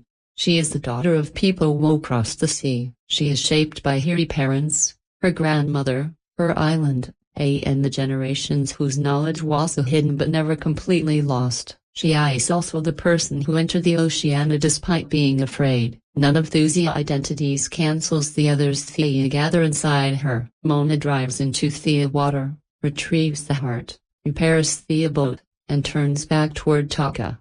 These times she's not moving because the ocean selected her. She's moving because she has selected herself. That is the real transformation. A chosen hero follows a destiny. A wayfinder chooses a direction. Maui eventually returns. But his return carries the same meaning. No magical force compels him. He comes back knowing that his hook may be destroyed. He has finally reached the point where responsibility matters more than preserving the performance through which he has defined himself. He confronts the current, creates an opening for Moana. The hook breaks. For centuries, Maui also believed that losing it would reduce him to nothing. Yet, when it is destroyed, he does not disappear. Remains present, frightened and vulnerable, but is still capable of making a meaningful choice. The film completes his emotional arc before the fitter ever restores the hook. Maui proves that he is more than his power while believing the power is gone forever. Moana reaches the Atlantis center and discovers that the is missing. There is an empty shape where the goddess should be. Then she looks at the spiral on Thea's heart. She looks at the matching form across Tika's chest. The truth becomes visible. Taka is not a monster guarding the Titi. Tika is T. The creature Thea have treated as the obstacle is the wounded being they came to heal. Thea's reveal has been hiding inside the story from the beginning. Maui did not merely steal an object belonging to the Fiti. He removed something essential from her. Without the heart, creation becomes a destruction. Fertility becomes fire. A life-giving presence becomes a force that attacks anything approaching the place where its wound began. Moana understands that fighting will never restore a balance. She asks the ocean to open a path. The water withdraws, leaving Moana standing alone before and approaching a wall of fire. She does not raise a weapon. She does not command Tika to stop. She walks toward her and then she recognizes her. This is the most important action in the film. Moana sees the pain beneath the thread. She understands that rage is not original identity, but the shape that invariably loss has taken. Rather than reducing her to what she became after being wounded, Moana remembers who she was before the wound. Thika slows. The fire begins to settle. Moana presses her forehead against hers and returns the heart. Life moves outward. The hardened volcanic form falls away. Vegetation returns. The poisoned islands recover and the ice restored. The world heals not because the evil has been defeated but because the separation has been repaired. The life action adaptation preserves these essential resolution and the original journey's principal ending. Moai approaches Diff without his hook. He apologizes, and that apology carries weight because it comes before he knows whether he will receive anything in return. He is not trying to negotiate for his power or regain his status. Instead, he is finally recognizing that his desire for admiration caused damage that no gift to humanity could ever justify. Te-Fiti restores the hook anyway. She also repairs Moana's boat, not simply sending each traveler back to the person they once were, but giving them the tools to continue as the people they have now become. Moana and Maui then say goodbye. Their separation prevents their bond from becoming a relationship built on dependence or possession. They do not need to remain together for their connection to remain meaningful. Maui helped Moana discover that she was a wayfinder. Moana helped Maui understand that his value exists beyond his achievements and the approval of others. They can now move forward without using one another as proof of their own identities. When Moana returns to Maui, the emotional resolution is not about her father admitting she was right and everything returning to the way it was before. That version of normal no longer exists. Her parents run toward her, and Chief Tua's reaction carries relief before authority. The daughter he tried so desperately to protect has returned with a deeper understanding of the world and of herself, an understanding shaped partly by the very fear that once held her back. Moana places a shell upon the stack of stones representing the island's chiefs. This gesture does not reject the leaders who came before her. Instead, it expands the meaning of leadership itself. The stones represent the island's foundation and permanence. The shell represents the ocean and the journey beyond the shore. She belongs to both worlds. The people uncover their voyaging boats and return to the sea. Moana does not lead them away from home, she leads them toward a greater understanding of what home truly means. Maui is no longer defined by isolation or remaining in one place. Home becomes something they can carry with them through memory, tradition, knowledge, community, and shared purpose. The final image completes the story's circle. Moana began as someone standing at the edge of her island, staring toward the horizon she was forbidden to cross. She ends standing on the ocean with her people behind her, no longer wondering whether she has permission to go. She understands how to guide them forward. There is no traditional post-credit scene that extends the story or introduces a new villain. Instead, the credits continue the emotional journey through a new song, bringing together performers including Catherine Laga'aia, Dwayne Johnson, and original Moana voice actress Laga'aia Kravlo. Rather than feeling like a franchise tease, the moment feels like a passing of the story between performers, generations, and interpretations. That is why the ending remains effective, even within an adaptation so closely connected to the original film. The greatest victory does not come from power, destiny, or spectacle. It comes from Maui losing the object he believed to define him. It comes from Te Fiti being restored when someone finally recognizes the person hidden beneath her anger. It comes from Chief Tua understanding that protecting his daughter cannot mean restricting the person she is becoming. And Moana discovers that the voice guiding her was never only the ocean. It was memory. It was responsibility. It was grief transformed into purpose. It was the part of herself that became clear only when every other voice disappeared. What stayed with me was not the size of the ocean or the spectacle of restoring a world. It was the moment when Moana was finally allowed to stop. Throughout the entire journey, she kept moving because someone needed her. Because her island was suffering. Because the ocean had chosen her. Because turning back felt like proof that everyone who doubted her had been right. But when she reached the point where she had nothing left to give, Grandma Dalla did not tell her to be stronger. She told her that she could go home. That message stayed with me. We often imagine encouragement as a voice pushing us forward. Keep going. Do not quit. Prove that you can finish what you started. But sometimes love sounds different. Sometimes love says that your worth remains even when you cannot complete the journey. And strangely, that freedom can become the very thing that allows you to continue. Moana does not return to her mission because she is afraid of disappointing Tella. She returns because, for the first time, the choice belongs completely to her. The ocean's decision no longer defines her. Her village's expectations no longer define her. Even the heroic image she has been trying to live up to disappears. What remains is simply a young person trusting her own voice. That is why the story continues to resonate, even when the adaptation itself feels familiar. Beneath the songs and mythology is an experience many people understand, the moment when you realize that the life others planned for you cannot answer every question within you. That realization does not mean your family was wrong. It does not mean home has no value. It simply means that love cannot always choose your path for you. I would return to this film for the quieter performances, for the physical presence of Maui, and for the way Catherine Laga'aia allows Moana's courage to remain imperfect and human. I would return for Tella, whose guidance never becomes control. I would return for the image of the ocean opening before Moana as she walks towards something everyone else saw only as a monster, because recognition is often the most painful and beautiful form of healing. Te-Fiti is not healed because she is defeated.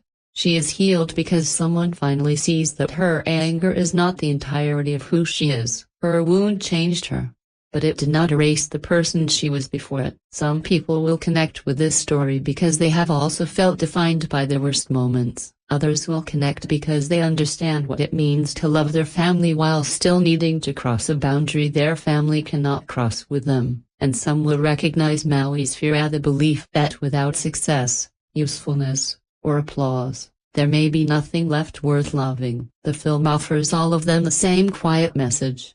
You are more than the role you perform. You are more than the fear you inherited.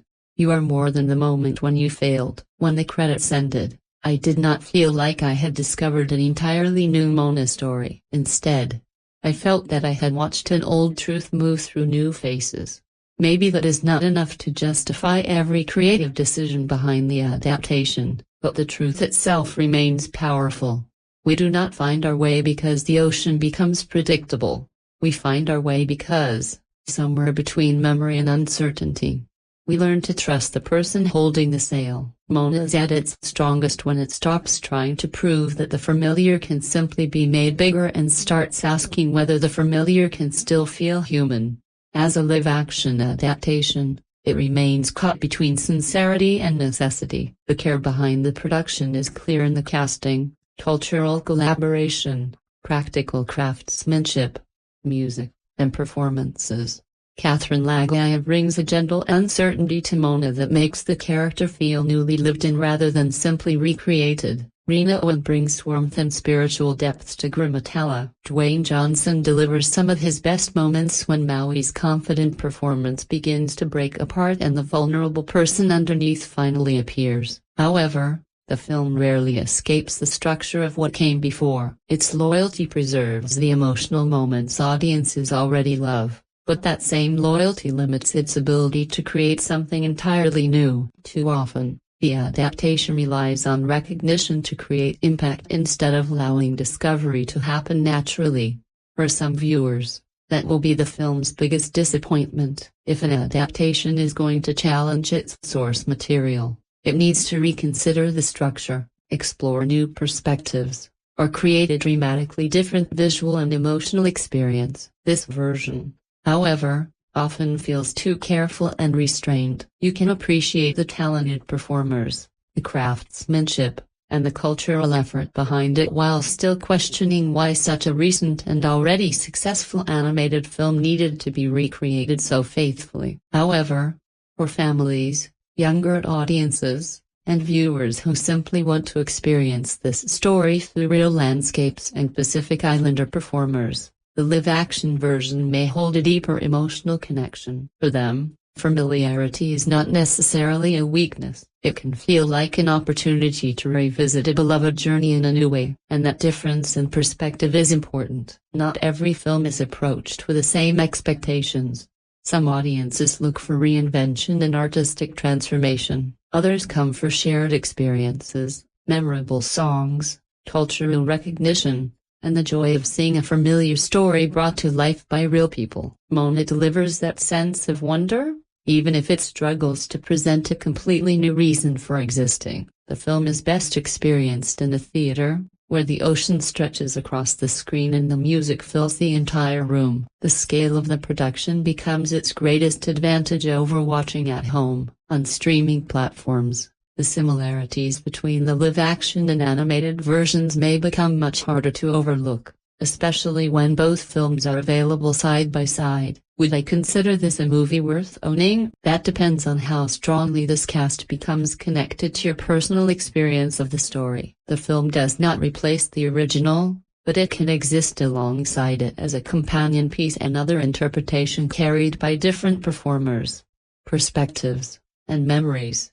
My rating is 5.1 out of 10. This score recognizes a film created with genuine care, meaningful cultural representation, and several heartfelt performances. However, It is held back by its reluctance to move far enough beyond the boundaries of its animated predecessor. Even so, the heart of Moana's story remains powerful. The film continues to remind us that finding courage does not mean never feeling afraid. It means listening closely enough to understand when traditions and inherited beliefs no longer protect the people they were meant to serve. It reminds us that identity is shaped by both the home we come from and the future we choose to explore. It shows that anger can often be the visible expression of a deeper wound, and that healing can begin when someone finally takes the time to truly see and understand another person. Perhaps that is why the final image remains so meaningful in every version of the story. A young wayfinder stands before the endless ocean.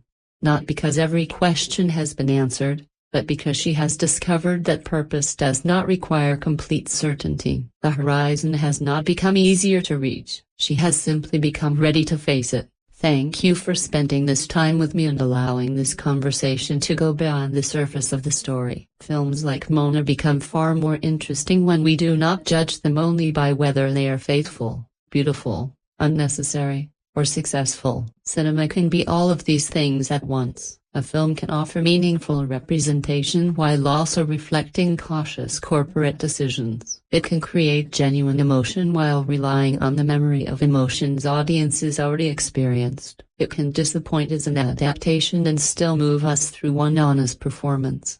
That contradiction is exactly what makes it worth discussing. Did this live-action version create a new emotional connection to Moana for you? Or did it make you appreciate the animated original even more? Do you think a faithful remake can justify its existence through cultural authenticity, casting, and physical performances? Or does it need to completely transform the story? And which moment stayed with you the longest after the ocean finally became quiet? Share your thoughts in the comments.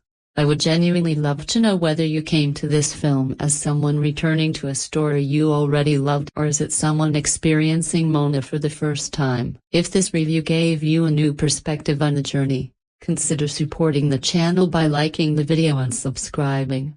Your support helps this space continue growing into a place for deeper conversations about what films understand, what they leave unexplored, and why certain images stay with us long after the screen fades to black. In the next video, we will enter another cinematic world and look beyond the surface of its story to explore the fears, choices, and human truths hidden beneath it. Until then, keep searching for the stories that guide you beyond the familiar. Remember that discovering your direction does not mean forgetting where you began. This is Synflux. I'll see you in the next one.